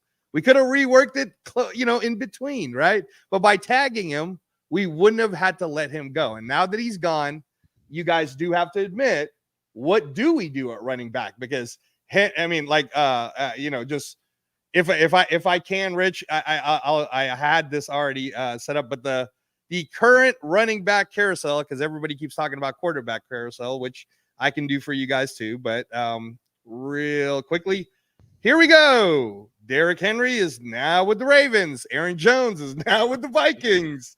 Okay, Joe Mixon is. Sorry, just one sec. Yeah. Can we just stop just very quickly and just acknowledge the fact Derrick Henry to the Ravens? That is terrifying. Frightening. Terrifying. Yeah. Frightening. The Sorry. scariest offseason acquisition so far. I had to just insert that because that is like Give the king his literally respect. Got to give the king his respect. Yeah, That's that, it. that is literally terrifying. Yeah. Yeah. I mean, dude, look No, how absolutely. good Mark Ingram did when he went to Baltimore, And Derrick Gus Henry Edwards. Yeah. leaps and bounds ahead of him. And honestly, You if know? they don't get rid of J.K. Dobbins, since you're bringing They're it going up, to. He's a- They're you going know, to. no, Dobbins is a hold free on. agent. If they hang on to him though, and they let him heal from that Achilles in the playoff part of the year, That's true. they're going to be a two-headed monster that all of us are going to be like going, maybe this is what Lamar needed. I'm They're going to just going to run the ball into winter. quickly, just because I don't want to spend too much time on it, but quickly, I will say it's going to be tough though because they would do it running back by committee. The Ravens would. Now you bring in Henry. He is your running back, your workhorse back. You're going to give that dude the ball 16 to 20 times a game. The Ravens are going to break the record, and they're going to smash the record for rush Just, attempts in a season. For the record, again, Dobbins is a free agent, so he's not on he the is a free Ravens agent, okay. roster. Okay. Yeah. And again, maybe you're right, Alex. Like maybe you guys are right that they won't bring back Dobbins. But what I'll say is that I think that the way the Ravens are going to look at it, I'll do it fast because I want to talk more about the Raiders, is that they're going to do a two-headed monster between Keaton Mitchell. Thank you very much. By the way, Keaton Mitchell is a guy I took in fantasy because I knew he was going to be awesome. And then he got injured, of course. So sorry. But now they're going to do the two-headed monster of it's going to be like a worse, or I don't say a worse for us, a better version of Montgomery and A-Chain. It's going to be Henry and Mitchell, and that's going to be very scary. So, but anyhow, Aaron Jones going to the Vikings is crazy. Joe Mixon going to the Texans is crazy. Zach Moss to the Bengals wasn't a bad move because they also had Chase Edmonds, so they're trying to see what's up with that. Saquon to the Eagles, Josh Jacobs to the Packers, Austin Eckler to the Commanders to team up with the other guy I took as a running back on fantasy, Alex Givens. It was Brian Robinson. I had Brian Robinson I drafted him, and I was like, people don't believe that he's going to do good, and now they got their two-headed monster. Tony Pollard shot like 6 times. Yes, sir. Tony Pollard, Titans, DeAndre Swift, Bears, Devin Singletary, who I thought we were going to get to the Raiders, ended up going to the Giants. I thought we could have afforded him too, but I guess Telesco didn't want to go to his old coach. Yeah, he wanted to go to his old coach. Maybe that was it. He wanted to go to his old coach. Gus Edwards, Gus Bus went to the Chargers, man. So they're kind of trying to address it. And again, this is kind of what Chris was saying about Jim Harbaugh. Harbaugh's getting his like tough, gritty kind of like guys, right? So he wanted Gus Bus, not Eckler. And then Antonio, and this is, I hate that in free agency, you miss names that are important because I think Antonio Gibson had a hard time in Washington, but I think in the Patriots, he's going to do pretty good. Yeah. That's the guy I wanted the Chiefs to look at because I thought, it was a pretty relatively, for easy team friendly deal. And that guy's an athletic freak. He was like he's a kick returner. Like he's your prototypical, RB in today's game and a pass catcher and everything. So yeah, that was one issues. Was that something I thought? Okay, yeah, I thought I remembered that. That's why they got Robinson, and that's why Robinson eventually kind of took it over. Yeah, exactly. Okay. And Brian Robinson is great. And for all of you guys who are doing the chats, please keep sending the messages on the chats because I am seeing it. I'm going to address it all, guys. Yeah, I'm looking at the market. It's pretty bare. The covers are empty. And again, in all honesty, that's what I was saying. Is are we going to get so is the plan here to go get J.K. Dobbins, wait for him to get healthy, and then in the meantime, we're going as Zamir White. Yeah. I'm fine with Zamir White as long as our O-line is good. AJ Dillon's out there. Okay. Quad father. Oh, you know what? Actually, no. I'm not going to laugh about that because I actually sent messages to a few of my Raider Nation friends where I said, hey, guys, what do you think about AJ Dillon and we convert him to fullback? Do you think 25. He would go for it? And because I don't know if we'll bring back Jakob Johnson. Luke Getsy's system is a little bit more of that split use, like what he was doing. I'm forgetting the name of the fullback he was using in Chicago, but we could. And then Deontay Foreman is still out there. Maybe we can get him for the cheapie. Maybe, right? But running back was a glaring hole. And then I started thinking in my head, I wonder if this is where we're going to see if Telesco is really worth his money when it comes to the draft. Because maybe there's somebody that Telesco did see. Maybe he saw Jalen Wright as the next Todd Gurley. Maybe he thinks Jonathan Brooks, when he gets better, is going to be good. Maybe he thought Trey Benson would be good. I don't know. But I know that running back wise, the Giants. Okay, all right. Yes. Uncle Rico, baby. Okay, guys, I appreciate all the chats. Everybody else took my time. All right. I was being nice. I will get to all of it. All right. But right now, I want to talk about the running back part because we lost Josh Jacobs and there's no one else really left. So we got a bunch of other Band-Aids. We're going with Zamir White. I want to see how well Britton Brown does. So for all of you Raider Nation people, go take a look at the UCLA tapes to see how good Britton Brown could be for us, right? Okay, man. That all is right. nothing but all facts right. He right there. is coming man, off the draft where he took The Quentin chat is Johnson. just live today. Will you people let me finish my whole thing here? Jeez. Okay. All right, chat. No. Shout out to the chat. Keep going, guys. Keep going. This is funny. So anyways, yes. Running back now becomes the question. And actually, would you agree, Rich, that running back becomes the question more so than quarterback? Because now we did get Gardner Minshew. All right. And now I'm going to go with my thing. If you guys want to listen to the sweet sound of Angelo giving you a ton of stats about why AOC 4 is actually better than what everybody is saying. Oh, look, man, stats don't lie. I'm just reading what NFL.com and They lie a little bit. They lie a little bit. No, you can. Okay, as a lawyer, Alex, you can take a stat, correct, and then you could present it in a certain way. All I did was present the exact stats. I wasn't trying to spin anything. I presented the stats itself, and then I can you know what happened? My favorite AOC stat for you if you want. I'm just trying to pull it up. Hey, man. Okay. All right. Okay. Stop. All right. So, all right. So, anyways, okay. I've always 62 said, passing yards. I've always said, let us not give up the farm.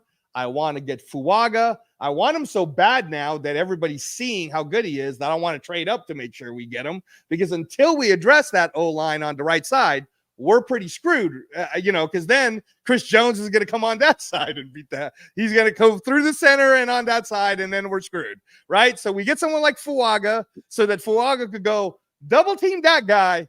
I got the rest of everyone else here, right? So I'm willing to now trade up to Fuaga, and I'm not even going to be mad at Telesco if the reason why we had to go up to 5, which I don't think we will, to go get Fuaga is the move. I really want Fuaga that bad, right? But whatever. And it's because I believe that if you protect AOC 4, and I believe that if you give him a whole year, and I believe the reason why we actually signed Gardner Minshew, and here it is. Stop it. Stop, Alex. I see your face, and it's making me very angry. Stop. Okay? Gardner Minshew was the perfect quarterback for the Luke Getsy system should he actually win the starting position. Okay? And before you Raider people that may not like the Gardner Minshew move, because when it happened, I on record said, I like the move. I like the move because I like Gardner Minshew's dope-ass RV. I like Gardner Minshew's very carefree attitude on the sideline, which helps balance America. It helps balance a lot of our vigor. So we got a Jack Jones, and then now we got a Gardner Minshew. Like, let's chill, bro. Let's just Hippie. chill out. It's hippie vibe. It's gonna be all good, baby. And he's coming in a perfect state. Marijuana's legal here, baby. So Gardner Minshew's all good. I like the move. I also then will read you some stats. Gardner Minshew last year did start 13 games. Because the Colts made this mistake of wanting to start a running mobile quarterback who is 245 pounds, who ran to 40 and 4.4. And what happens when you play a rookie mobile quarterback? They get hurt, people. That's what happens. So hate me all you want. And if we trade the farm to get Jaden Daniels, I keep telling you, he will not start. You will be wearing your J5 jerseys and cheering him on from the bench or the practice squad practices because he will not start. It will be Gardner Minshew or AOC4. So stop hating on me for it. All right. Gardner Minshew is a great pick. Played 13 games, had 15 touchdowns, actually made it to the Pro Bowl, and threw for 3,305 yards. Okay, and here, see, now I'm gonna have to nail Robert for rolling his eyes, because you know what's funny about the 3,500 yards in the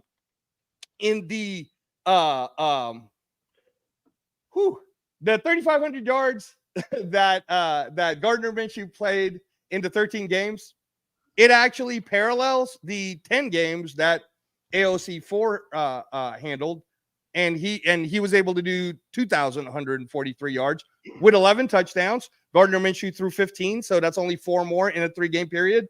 If you look at the stats, AOC4's completion rating was higher at his rookie 10 games than Gardner Minshew. Hate me all you want, people. These are just stats, man. And the Colts didn't make it to the playoffs, just like the Raiders didn't. And the reason why we didn't make it to that playoff is because the Colts beat us, not because of Gardner Minshew. The Colts beat us because the referee decided to blow the whistle early. Because I don't know, man. Somebody stuck a stick up his butt. I don't know. But he blew that whistle early, and that's why we're not in the playoffs. So AOC4 for me. That's how I will address your Gardner Minshew, and we can talk about it more on the Captain Jack channel on Thursday when he comes back tomorrow night at 6 o'clock for everybody for a temporary period. We could talk about it some more too on Sunday at 6 o'clock on the Captain Jack channel. And then I'll quickly go over the people that we released in. Amik Robertson went to Detroit. We're going to get a compensatory pick. Josh Jacobs, we're going to get a compensatory pick. Austin Hooper didn't really care. I mean, I like the guy. Bye-bye. That's fine, because I like the Harrison Bryant signing. And the reason why I like the Harrison Bryant signing, because we needed a guy who could block, an actual blocking. I didn't say that Michael Mayer can't block. So stop putting words in Angelo's mouth here. All right. But if you actually watch Notre Dame, shout out to Jack Kenna, who is my Notre Dame go-to guy. Jack, the number one option for offense, I believe Jack Kenna told me, for Notre Dame during the year that Michael Mayer was there, was Michael Mayer. He was the guy, right? Yeah. And then we spent a whole year, and you're going to hate me for this, Alex, my number one pick at the fantasy draft this year, because my dumb self thought that I would actually see baby Gronk go crazy, was Michael Mayer. How stupid was that, right? Your first pick? No, not my overall first pick. My first tight end off the board, which he shouldn't have even been the first tight end off the board. That's right. But I gambled on it because I thought, so this year I will gamble it on it again. I am saying for the record, my first tight end off the board, if he is available in the fantasy draft this year, everybody, will be Michael Mayer, because Michael Mayer will be that offensive weapon. So thank you, Harrison Bryant, for signing to our team and becoming that blocking guy. I still think that in the draft, he's no slouch in the pass game either. I mean, he's kind of a beast. Please go ahead, Alex. Tell us a little bit about why you. I mean, that was the guy I wanted the Chiefs to look at too, for some tight end depth. And I mean, he was more of a receiving tight end coming out of college. I think kind of had to tweak his game and to be more of a blocking presence to stick around. But yeah, I mean, that was a good signing. Thank you, sir. Thank you. See, Alex could compliment us too, guys. I was giving you the compliments before I gave you my thoughts on the other ones. Okay. I was buttering you up. All right. Thanks, Alex. Thanks. So then, so again, real quickly, compensatory, Austin Hooper, goodbye. Jermaine Illuminor, I get it. And this is why, Rich, I was so worried about the O-line on the right side, because now who do we have? Mumford, and then that's it. What, we're throwing Fluker in there? I mean, I don't want to hate on any of this. Now, I know we have Dalton Wagner from Arkansas, and he's supposed to be really good, and Captain Jack really loves Dalton Wagner. I just want to see it, because from the tapes that I've seen, could be pretty good at the pass block, but the run blocking game, man, that guy is slow, right, Alex? I mean, Dalton Wagner from Arkansas is not fast, man. He's no Fuaga. So I'll say that. So anyways, and then Bilal Nichols, who people kind of missed, we're going to get a compensatory pick from him too. So I'm expecting us to get 1, 2, 3, 4 at the least compensatory picks. But now that you saw those moves, it's now looking like, are we addressing cornerback? Are we addressing quarterback in the first round? Okay, that's a question. And then now we do have to address running back, because I'm not going to feel comfortable if we don't get a running back. And then my great goodbyes to Jimmy G. We had to cut you. Thanks for the pills, because, 17 million, we'll eat it. That's fine. I do believe Jimmy G will probably go to the Patriots for something really cheap, which will make the Patriots take Marvin Harrison. But again, I don't want to get Robert riled up right now. And then goodbye, Brian Hoyer. Need a stronger locker room presence anyways. Forgot about Brian Hoyer. The funny thing to me, Rich, you'll laugh at this one, is this Telesco just like hated his Jerry Tillery pick so much from the Chargers that he took the job to the Raiders just to fire him again. Just to fire him again. Like, oh man, you're still him. Here. He You're going to be the constant reminder dropped, for one of my worst first round picks ever. Okay, you're out, buddy. See you later. Right. So bye-bye, Jerry Tillery. He was serviceable for us last year, but goodbye to Jerry Tillery. And then I am saddened at Hunter Renfrow. I do have a question actually on that. Go ahead. Does that actually set some kind of record of getting cut by the team that drafted you and then getting cut? Yeah, like you don't often see a GM go from inside the division to another division team and then have the dude fire a player and then go to the team that he was like picked up by or traded to and then fire him again. like that's like stone cold. He's like, you think Telesco took the job just to fire him again? I mean, it's pretty rough, because the way I was seeing it is he picked them really high. I'm trying to think. Was it the 24 round? 24. No, okay, number 24. Yeah. Okay, but first round, right? First round, defensive tackle, really thought he was going to do great. And then it's like, oh my gosh, I can't believe I did this. And then he finally gets rid of him. Too. Notre Dame guy. Right. Tom Telesco loves his Notre Dame dudes. Yeah. So that's what I was thinking. Is I was like, I'm sure when Telesco got to the Raiders, the first person he was like, "This guy's thing gone. on his list. This guy is gone, guys." He's like, "You signed who last season?" Oh yeah, no. We need to fix that right up. Right. So and then again, I was gonna end with just saying that I was really sad about, I liked Hunter Renfrow. There was nothing wrong with Hunter Renfrow. Hunter Renfrow gave us the best 5 years that he could give us. There was a point where third and Renfrow was the thing. And in my honest opinion, I think that Arizona game in where he got knocked out, fumbled the ball, Arizona comes back to beat us, somehow mentally screwed him up. And I'm going to talk about my background a little bit, Rich, for just a sec, then I'll pass it back to you. In boxing, where you can Google search me if you want, but I was a pretty good trainer. I'll just say that. I'll do the Canadian way. I won't do the bragging about it, but Google me, bitches. You won't do the smug way. But anyways, when people get knocked out, that's usually what we start to worry about is, did you get knocked out? And now how do we make you come back from that? And there's a lot of things that start to happen to you mentally, and a concussion is a real thing. And again, he got paid fairly well once that contract happened. By cutting him, I believe, depending on if we did what Rich's team did, which is a post-June cut, he's still going to get, a good chunk of money anyways. If we cut him straight up, he's going to get the 5.5. So I don't know the details to all of that, but I wish him well. And Captain Jack on the Monday special Fan Frenzy free agency show that he appeared for had insider information. Again, I can't speak to it because it is Captain Jack's informant, but he vehemently said that there is no way you will see Hunter Renfrow playing for any other team, he will retire because he wants to be a Raider. And he said that the only team that may get the consideration is because of the friendship with Derek Carr.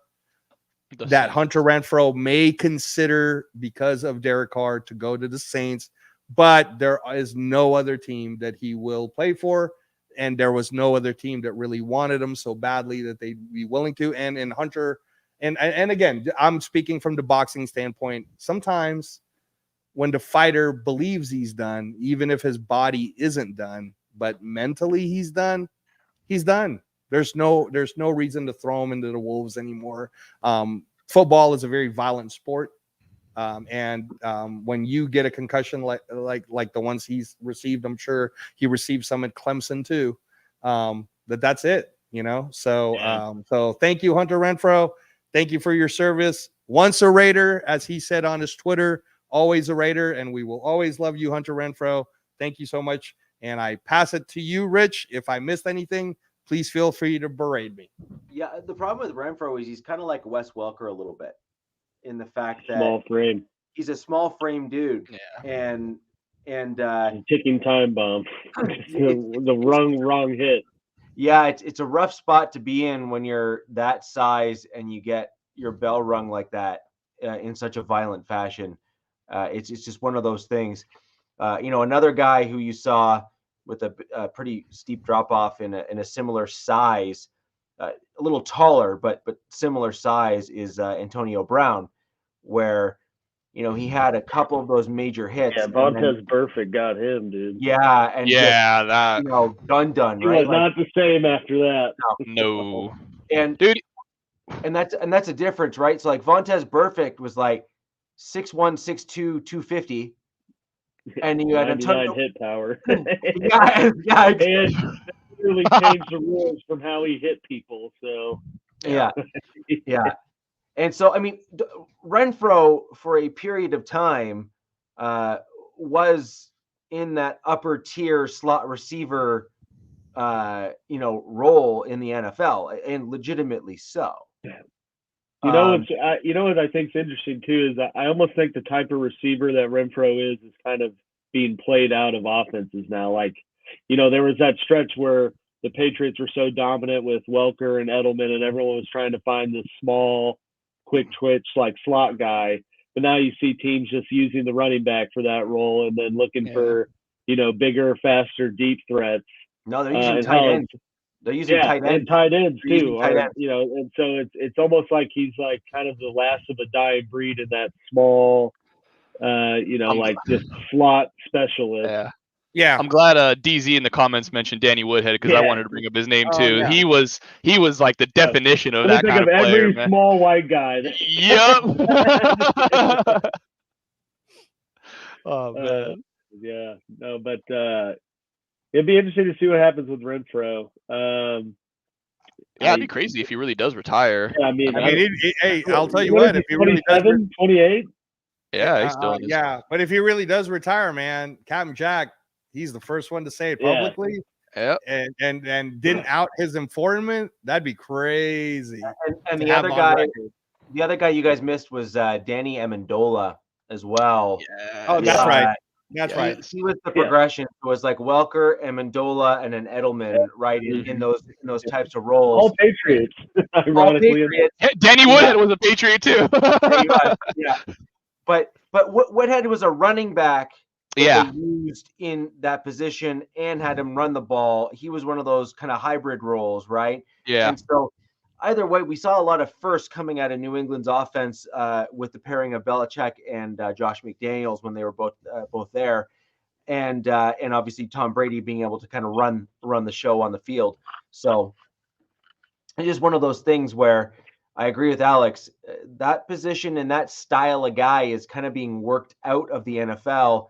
And the other reason why it's being worked out of the NFL is you're getting dudes like, I'm just going to use a Broncos player that I'm familiar with, and there's a lot of others that are like him, though.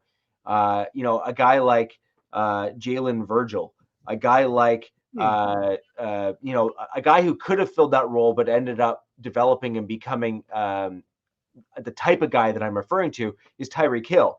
So you get a guy who is shorter in stature but can run like the Dickens. Yeah. and Just fast. faster than everyone on the Yeah, field. yeah, exactly. And you get guys like that. But what's happening is that unlike years past, where you'd have them run the slot, who they would just outrun a linebacker when they were being covered. The issue is some of these linebackers are running 4.4 now. And so that speed advantage is kind of no longer there in terms of those position groups. So then the only other way you have of beating those interior linebackers is taller wide receivers that are able to jump up and catch it. Yeah, a your combination DK of height, Metcalf. a combination of height and speed, which again, like a DK Metcalf, like you kind of said there, Alex. And then the other alternative is to say, oh, cool, you're going to put your 6'3", 245-pound 4.4 linebacker on a wideout. No problem. We're just going to put a tight end there. And by the way, that tight end is 6'5" or 6'6". Yeah, it runs a 40. 250 pounds, Yeah. and also runs a 4.5 or 4.4. So good luck. Yeah. So I mean, I said that guys, I feel like there at a point in time it was rare where there was a receiver that was 6'4" and ran a 4.4, and now it's like every receiver is 6'4" and runs a 4.4, and is 230 and 2% body fat. I remember when 4.4 used to be like fast. Now it's like you run 4.4, it's like, all right, okay, he's got average speed. He's average. Yeah, exactly, man. That's crazy. I will say there is a total difference between a 4.4 40 speed and a 4.4 game speed. But football speed, yep. Yeah, but I mean it's I mean, go look at all the receivers in this class outside of Worthy. They're not touching Tyreek on the football field. No, but it's just that every receiver in college and coming in just kind of developed into these bigger bodied, faster guys. Even Ladd McConkey. I mean, I got to throw the one white guy in there, right? But Ladd McConkey, I don't even compare him to any other white receiver. I'm like, damn, this guy can run, man. But that's the thing, though, is that is the standard of these positional groups now, is size and speed combination. And I think that comes a lot from also how these high school players in particular are training.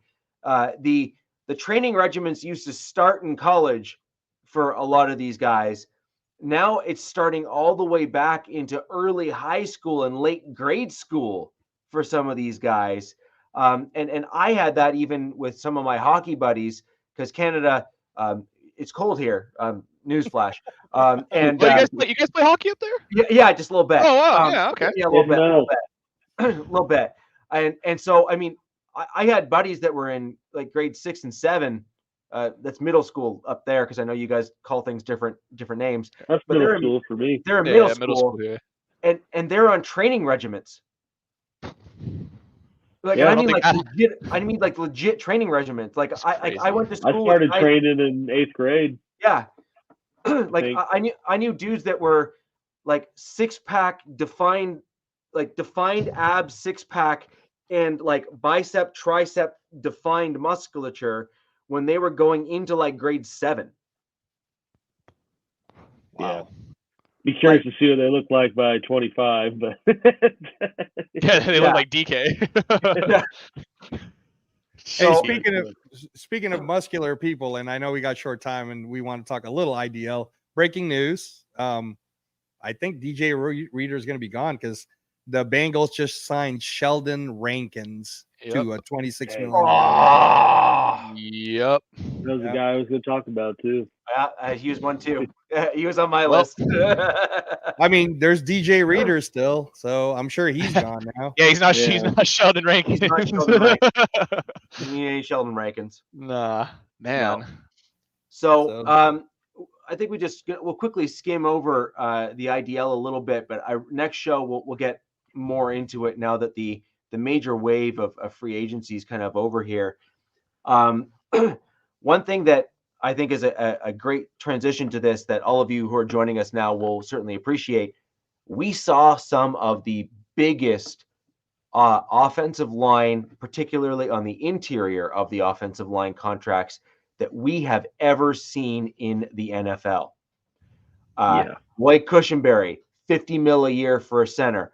Case in point, like that is a massive contract. Yeah. Yep. And Robert Hunt. Hunt. I keep saying Grant. I don't know why I keep saying Grant. Yeah. Robert Grant. Yeah, no. And Robert Michael Hunt. Onwenu's contract. 5-year, $100 million deal for Robert Hunt. That dude was. Robert Hunt. That's not. He's never made a Pro Bowl or anything. Nope. Right. I think the most memorable thing he did was illegally catch a screen and house it. Yeah.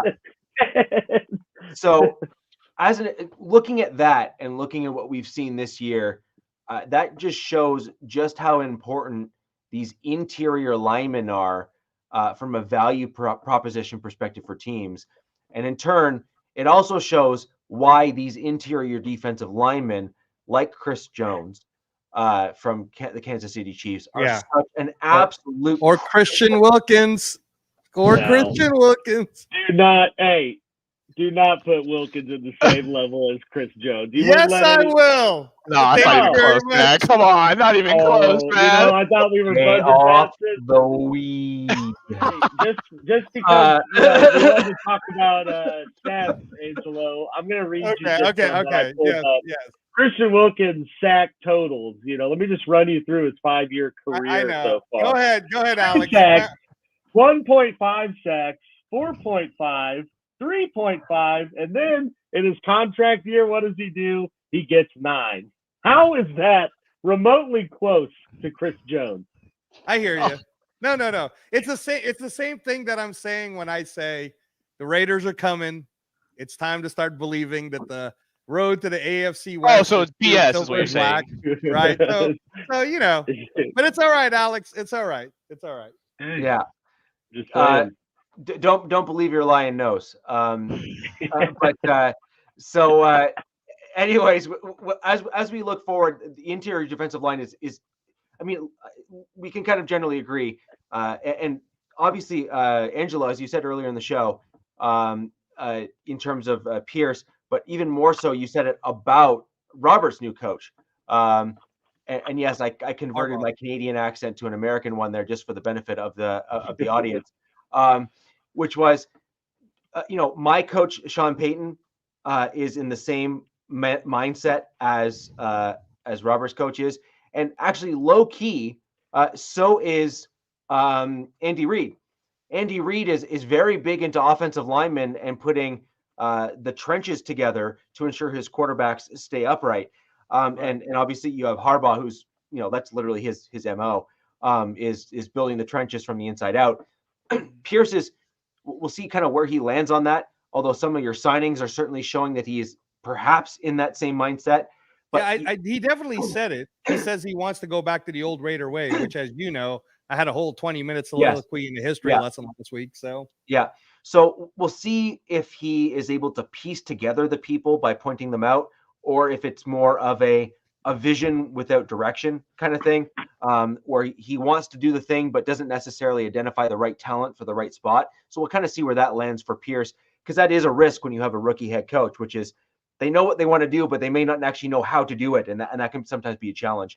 But if interior defensive line is such a huge positional group, and I think each of our teams have our own unique challenges when it comes to the interior defensive line. I'll kind of kick off with my Denver Broncos. Particularly last year, we had some of the worst pressure rates in terms of interior rush out of any team in the NFL.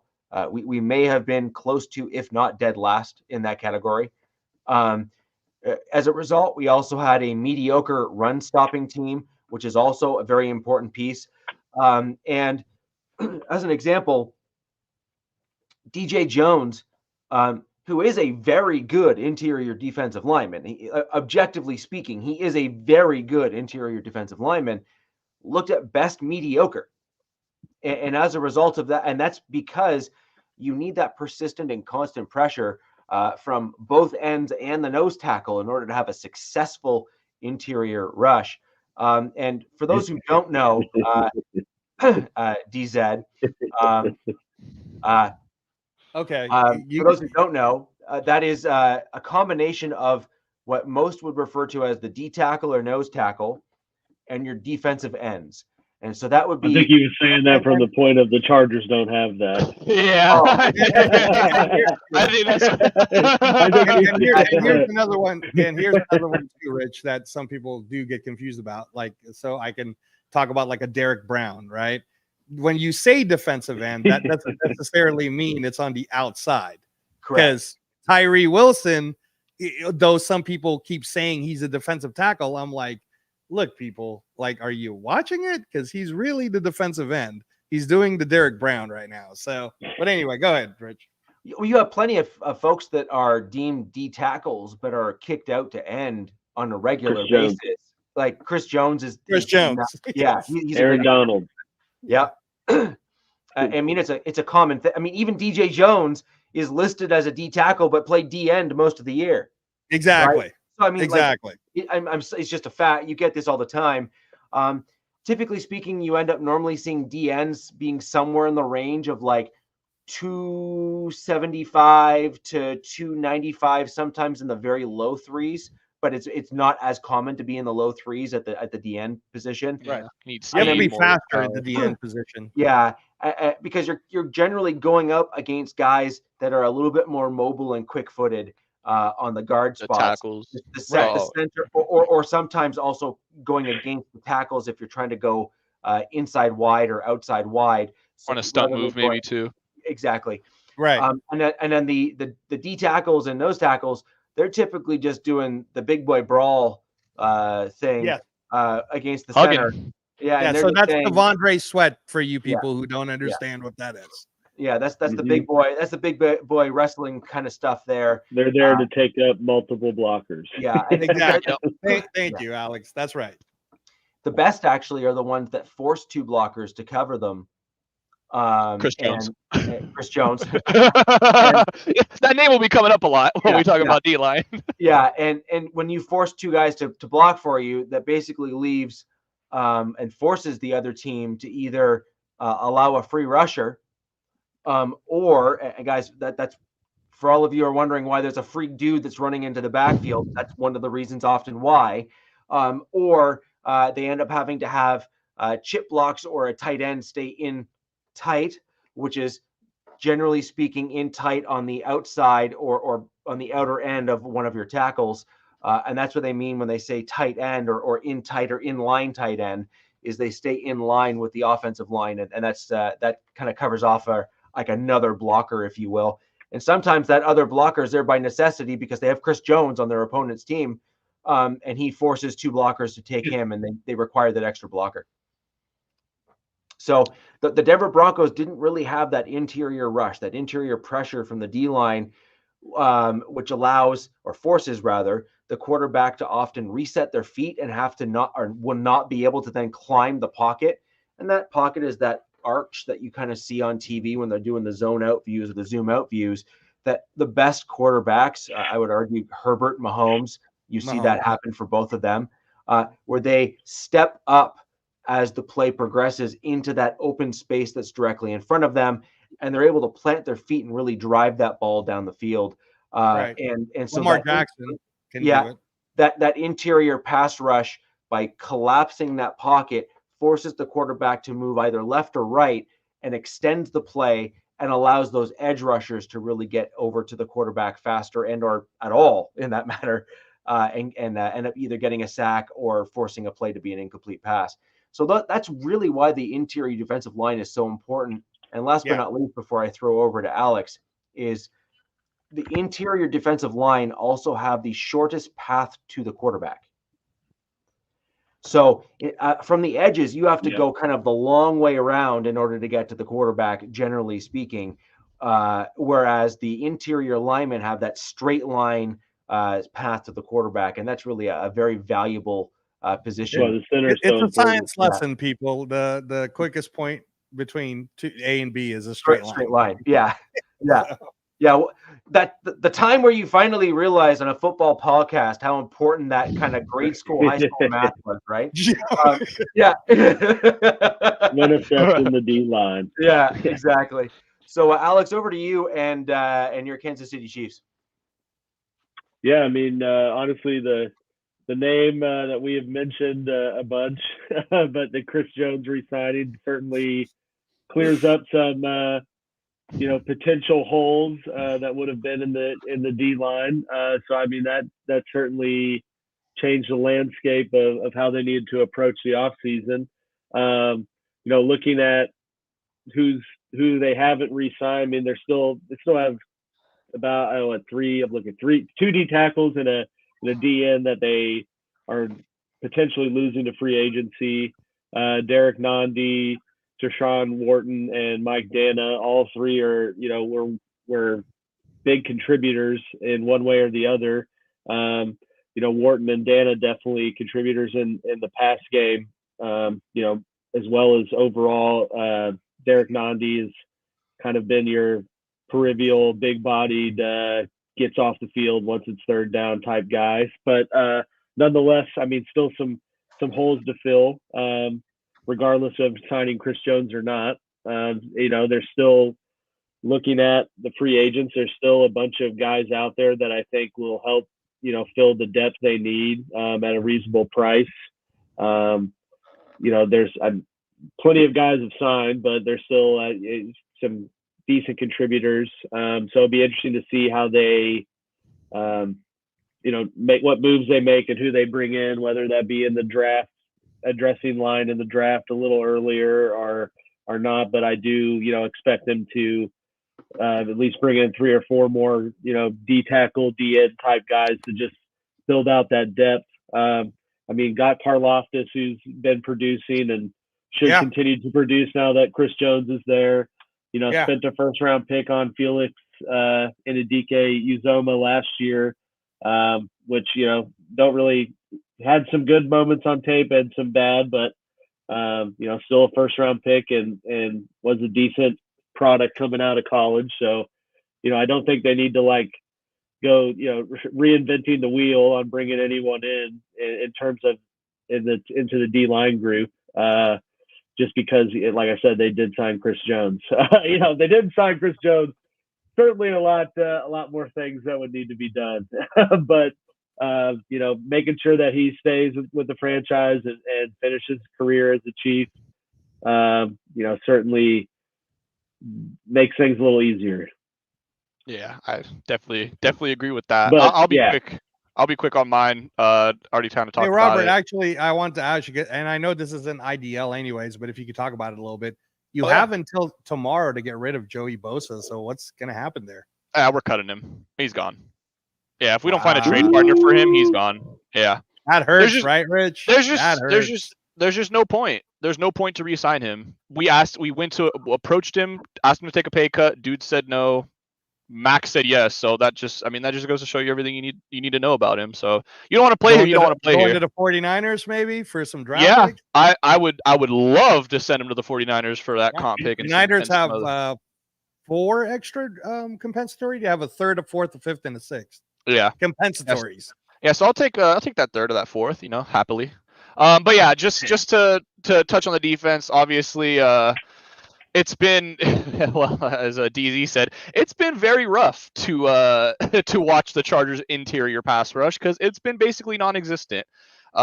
We are hopefully going to see some changes with that in the draft. I really don't see us going after anybody in free agency as far as D-tackle. We kind of spent our money, I think, already. We're going to save the rest of it for our picks. But just to throw out one name that I would love to see them somehow get, if they can get Braden Fisk from Florida State in their second round, I think that would be a fantastic pick for them. That would be an early. That you'd be using it early. Yeah, or you trade back into the second round. You move up with your third, because I also want us to take a center. Because seeing what these D tackles are in the division, I want a damn center, because that is terrifying. Jackson Powers Johnson at number 5. People, you heard it. Get out of here. Zach Frazier more likely with our 5th pick in the second round, but that's true. That's true. Harbaugh's going to go get his guys. Yeah, he's going to go get his guys. So I'll pass it right along to you, Angela. Oh, no, that was it. No, I mean, it's the not Chargers much. IDL sucks so bad. That it's pretty rough out there. Okay, no, mine will be short too, because obviously we're just all so happy about Christian Wilkins. I don't think Raider Nation is done. So for all of you guys who are just listening now, again, thank you for all your chats and your comments. Really appreciate everybody pressing those like buttons, subscribe, and then Captain Jack, you'll get a chance to see him tomorrow night at 6 o'clock on the Captain Jack Rackham channel. So Captain Jack likes defensive tackles a lot, and the Christian Wilkins signing is one piece. And the whole thing with us is that because, I mean, and again, I don't want to go over it too much because Rich already explained it, but I don't think we're done yet because if we're keeping Tyree Wilson as our left and right end sort of guy on the inside, I think it's still extremely possible that we have to get somebody to partner with that. And Braden Fisk was the rookie I was looking at because Max Crosby already shouted him out. I thought that I didn't think we would reach for Braden Fisk. I thought that he would fall to our third pick, but now that other people are looking at him, we'll see how the board falls. And that's one of the people that I believe Telesco may actually trade back up in the late second for. Yeah, exactly. Yeah, Steve. So that's why it's like, okay, man, so the Braden Fisk is the guy that's kind of dropping far enough, maybe, because I don't think he's going to get a first round grade. The other one that I wanted to kind of talk about just a tad is I still believe that we have a chance to get T'Vondre Sweat at the number 44 pick. I think T'Vondre Sweat could fall that, and that's a perfect what Rich described as that nose tackle, right? Or what Alex was saying, that the guy eats up more bodies. So maybe T'Vondre Sweat's stats will look a little bit like Christian Wilkins in his rookie years, but now we got Christian Wilkins, Tyree Wilson. I'm just saying, man. You have to bring out the stat. Why are you bringing out stats when I'm talking about talent, Alex? Right? I'm talking about potential here. But anyways, so yeah. But if you guys could just imagine our defense being in that Patrick Graham way, we got Wilkins coming this way, we got Tyree Wilson coming this way, we got T'Vondre Sweat eating up all them bodies, and then you got Max and Coons coming off to the outside. So yeah, War Productions got it exactly right. Chris Jenkins is another guy that I was looking at too. Me and Aussie Raider actually did an entire show way early, like I want to say back in January maybe, that we did it, where we were talking about picks even before the free agency, and I'll be back on his channel here real soon to now talk about what's really going to happen. So that's somebody I want to bring up because we're talking about interior defensive linemen. In terms of what we have, some people don't like him, but I still want to see what he can do. Byron Young, defensive tackle from Alabama. We'll see, right? We'll see. A lot of people do like Nesta Jade Silvera, which for a 7th round pick, man, what the heck, right? Like, let's see what can happen. And then Adam Butler, if I'm not mistaken, while we're talking right now, is still working on coming back to the Raiders. And I kind of like John Jenkins as a veteran piece to teach anyway. So I think he'll be a part of that 75 before the cuts happen to 53. And then the one interior defensive lineman I want you guys to pay attention to that we do have under contract is this kid by the name of Marquan McCall, defensive tackle, 6'3", 350 pounds, from Kentucky. He's only 25 years old. And he's slow. He's a 2-down defensive tackle. I get it. But he's big boy. And he's no T'Vondre Sweat. But now that we have a Christian Wilkins and we have a Tyree Wilson, I could see this kid actually making it up to that 53-man roster as that possible kind of like, if we don't draft someone, right? Like he's learning right now under reserves contract. He might even be still practicing right now. And then again, man, I guess we'll see what happens. I was hoping that we could have gotten DJ Reader on the cheap because he's coming off the quad injury anyways, right? So maybe we can get somebody like that. But in terms of interior defensive line, no, that's about it for me. Not really. The most exciting thing again is what we already talked about today, and that NASCAR package is going to be crazy. Which is why also everybody should be paying attention to O-line, because the Chiefs need to build their O-line, much like the Raiders still need to build their O-line. That the massive signing. I know the Chargers, of course, need to build everything. Whatever. At least we don't gotta build our quarterback. And to be fair to Denver, Rich made some really good points that maybe they won't be that bad. Maybe with some of these moves that they're doing, maybe we're not seeing something that maybe letting Justin Simmons go and then having Jones replace him maybe was the good move. I don't know. But that doesn't mean anything though. So I'm gonna quickly go through the Broncos D line, and this is where I actually am genuinely concerned. I don't know how more directly I can say it. Like we're in trouble. Okay. So yeah. And so Rick is absolutely right. And Rick, again, watch the Trenches show on the Captain Jack channel. We talked about it. Yeah. So and we kind of dug into that both last week and the early part of this show as well. But I'm going to quickly go through a couple names with my Denver Broncos. So I'm going to start off with the new signing, Malcolm Roach. Got him on a 2-year deal. He is a defensive end, a run-stopping defensive end, generally speaking, which is fine and good. But run-stopping defensive end is not a pass-rushing defensive end. And you want a guy that can typically do both. Roach is generally a run-stopping defensive end, which is fine and good, but not what you really want in order to truly collapse that pocket. DJ Jones is another guy. Love him. Great guy. I think he was a great signing. In truth, honestly, he's listed as a D tackle, but we kicked him out to DN last year, and he actually did better there. Now, this is really where it gets super dicey for the Denver Broncos. Looking at their current depth chart, as it sits right now, we have Elijah Garcia, who is a rookie, and Jordan Jackson, who is a rookie. Robert's cousin. I was gonna say, if there's a guy in the NFL last name Garcia, this is probably not good. The last one was the 49ers quarterback. and that's it. Oh man, that's rough.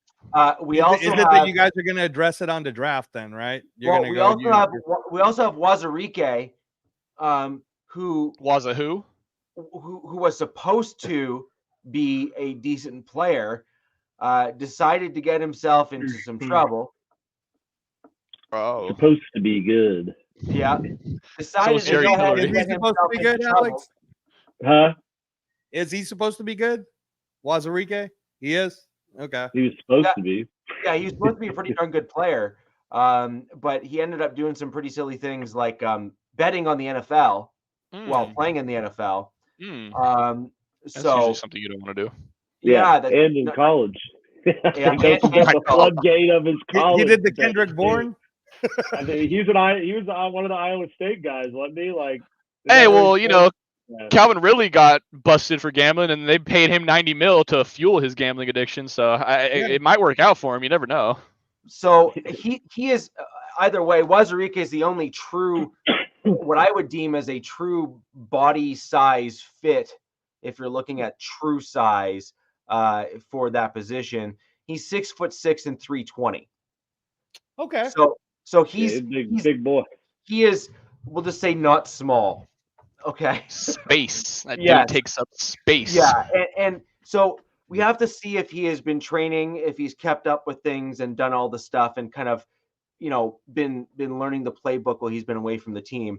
So, I mean, if he turns out and turns up to be that guy and maybe beats out, say, Garcia for that interior spot, great. But it still doesn't fix the DNs. And the DNs, ultimately, a lot of the guys we have are space eater / kind of bodies in spot. So you got Zach Allen and Zach Allen and Henningsen are really the only guys that have had any real rushing success in the NFL. And even that, it hasn't been spectacular.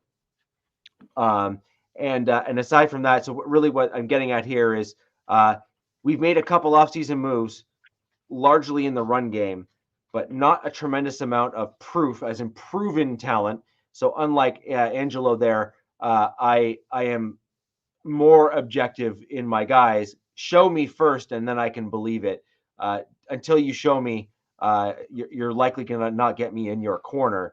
And so that's where I'm at with my Denver Broncos on the D line, which is we've made some moves. Some guys have proven themselves, and I kind of already know what they can do. But in order for me to truly believe that kind of our woes or the shortfalls are addressed, I need to see it on the field. I haven't seen any of these guys do it on the field for any sustained period of time. And the draft is coming up. And I think that we'll have to perhaps look at some of the same guys, actually, Angelo, you mentioned there. Yeah, no, I was going to ask you that. So quick question for you. I was thinking that Peyton would probably look at a guy, if you guys don't know who he is, Roque Oro, because I think he can be stolen in the fourth. He's the Clemson guy. But at number 12, and I know we talked about Fuaga, right? But at number 12, would Peyton really take – I mean, I don't think he's going to go with J.J. McCarthy, but whatever, man. I don't know. We'll see. But would he really pass up Byron Murphy at 12, knowing what you know right now, Rich, based on what Denver has? I think – so this is where the challenge comes for me, which is if you're asking Peyton, like Peyton purely, yes, I think he would. And I think the reason why he would is You want J.J. McCarthy? I almost guarantee Sean Payton saying, "Look, we went 8-9 with my scheme, and Russ sucks. Like, let me get my guy." I'm sure that's what he's saying. Like, I just need to get my guy, and we're 12-4. Because there's a traction about the J.J. McCarthy going at 12, man. That's crazy. There was traction about J.J. McCarthy going to 4 or going to 3. I mean, that's the Will Levis smoke, man. Stop. But the thing is that you're talking about an interior defensive lineman who is very good. Don't get me wrong, but that's the guy that I mentioned even last week or the week before. So you already know kind of where my thoughts are on him. But the question here is positional value, and I mean true positional value. And Robert, as I mentioned, though, the ranking of those positional groups in today's NFL, QB is number 1. Oh yeah, and then left tackle. It's number 1, and then all of the other 3 beneath it are a distance behind it. Yeah, I'd almost say too it's valuable to find your QB with 5 years of control, and then and a rookie contract. I mean, and again, I don't want to get too long-winded, but I'm trying to help Denver out. But I just feel like is Sean Payton smart enough to allow a trade down so that he could go get a quarterback a la Bonix or Penix or whoever, and also get a defensive tackle like a Chris Jenkins or a Devontae? I mean, is he smart enough, or is he so crazy that he's stubborn like, I'll enough trade to not do everything it? to go get Caleb Williams?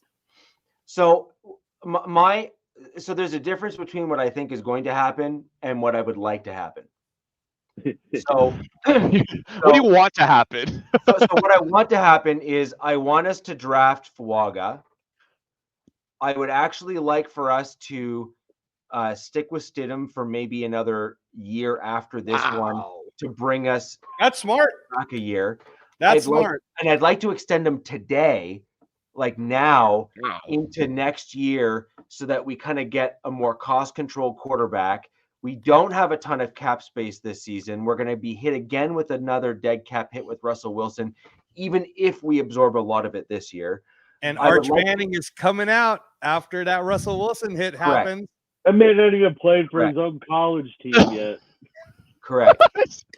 Are we drafting people straight out of high school now? Man, you guys are killing people's At dreams. one point in time, I can see Rich loving that one where they'll trade it all to go get Arch Manning because of the legacy. Was considered to be the for sure number 1 pick coming into his draft class, and look where he's at. You're so smug, man. You're killing Rich's dreams. It is not uncommon though in today's college, just the way things work, where even elite level college quarterbacks, because they're all like these dudes are throwing like 7,000 yards a season, and so they're getting so much practice in throwing the ball that even guys that are coming out of high school that are elite, and Arch Manning in high school was elite. No, he's good, man. He's good. Like, I know, I was just throwing shade. No, I know, but I'm just saying you're dealing with such like this is not of like the Elway era where you had like a dude like Elway that just looked like he was like a master classman compared to everybody else, or even Marino, for example, Marino, yep. who was looking just like, the prettiest ball you've ever seen thrown kind of thing, coming out It's of like so college. effortlessly. Yeah, exactly. You're dealing They're with all these. doing that. They're all doing that. They're all Oh, dude, throwing like my high school now, they literally don't run the football. They throw the ball 90 times a game. And so Yeah. they're like, dude, this quarterback threw for 7,000 yards. I'm like, yeah, he throws it 85 times. I would hope so. Yeah. And so where I'm getting at with that is if you're saying what I would like to see happen, I'd like to see us go Fuaga. I'd like to then see us Sweat. kind of, I'd like to then go with like a D lineman that can like eat space or something like that, maybe in the second round or third round. And then I'd like for us to get a running back in like the fourth or fifth kind of round kind of deal. That makes sense. And then I'd like to kind of backfill, maybe another D end or lineman from a small school, sort of like what we did with Miners, where you find a guy that you're questioning whether or not he can step up at the NFL level, but all of the intangibles and all of the stuff are showing that he could. And so you take him in like the mid-ladder rounds to guys kind of say it's worth it. And that's how I'd like us to build the team. So ultimately I don't want a quarterback this season. The other thing that a lot of people are forgetting in Denver, and I don't want to go too much longer here because we really should be having the show, but Stidham came in and played the Russell Wilson offense, which looked nothing like what Sean Payton actually likes to run. So transplant us into this year where we're going to be having a full off season of Sean Payton truly installing his offense with a quarterback that he intentionally targeted in the offseason last year because of the intelligence factor and the fact that he felt that he could run more of his style offense. Sounds like JJ McCarthy, guys. but I don't think McCarthy's going to be there further down in the draft because I think there's going to be a team that's going to trade right up to get him. Yep. Oh my gosh, you guys are killing me here, dude. I'm telling you, man, the McCarthy will not go before the 12th. He's going to go before 10. You're right. He won't go before 12. He'll go before 10. Oh my gosh. We saw. I'll leave it short. I'll leave it short because the show's got to end. We saw Josh Rosen go in the top 10. True. Actually, he might have been. So we saw Mitch Trubisky get Mitch Trubisky got traded up to 3. Trey True. Lance. They sent 3 first-round picks. True. Yeah. I mean, Sam Darnold, Zach Wilson. We saw Zach Wilson go number 2. Yeah. Yep. Okay. Teams will do what they want for their guy. I think McCarthy could certainly go that high if we start seeing 1 or 2 teams trade up, because that's only going to just light the fuel of, oh, this is a QB run, and then we're just going to see him go. Yep. Yeah. How funny would it be if number 5 is McCarthy? Yeah. So anyways, move. Chargers trade Herbert. Yeah. Harbaugh's getting this guy. So that's my general thought on how I'd like to see the Broncos go. Now, do I think we potentially go quarterback? Yeah, I think we could, but that's not what I want, because my challenge with going quarterback in the draft like this is we didn't see an O-line play particularly well in key moments.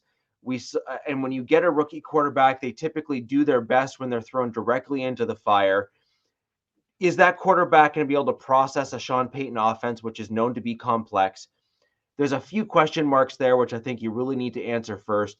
And in my opinion, the best model to do it is the way the Chiefs have done it, where you get a veteran guy that's kind of ahead of your guy. You play the veteran guy for a year or 3/4 of a year, and then you bring in your rookie quarterback to kind of take over and then take the reins, where it's just like, it's a seamless transition. So, I mean, again, I hate to keep giving the Chiefs their due, but they really did do it right. And they did it right. Yeah, they did. Alex Smith to Mahomes was correct. I have to give him credit. Which is what you're saying. You're saying, let's go with Stidham and go get Arch Manning. Totally makes sense to me. Yes, exactly. So anyways, guys, that's it for today's show. I really appreciate you all for joining. For those of you who are joining us after the fact, click those like buttons, leave comments down below the video. We'll do our best to answer them. And if there's things we didn't cover on the show, leave those down below as well.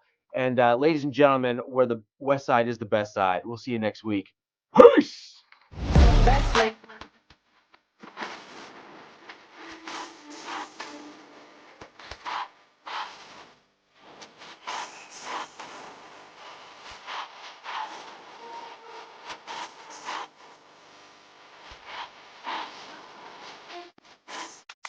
Wait a minute.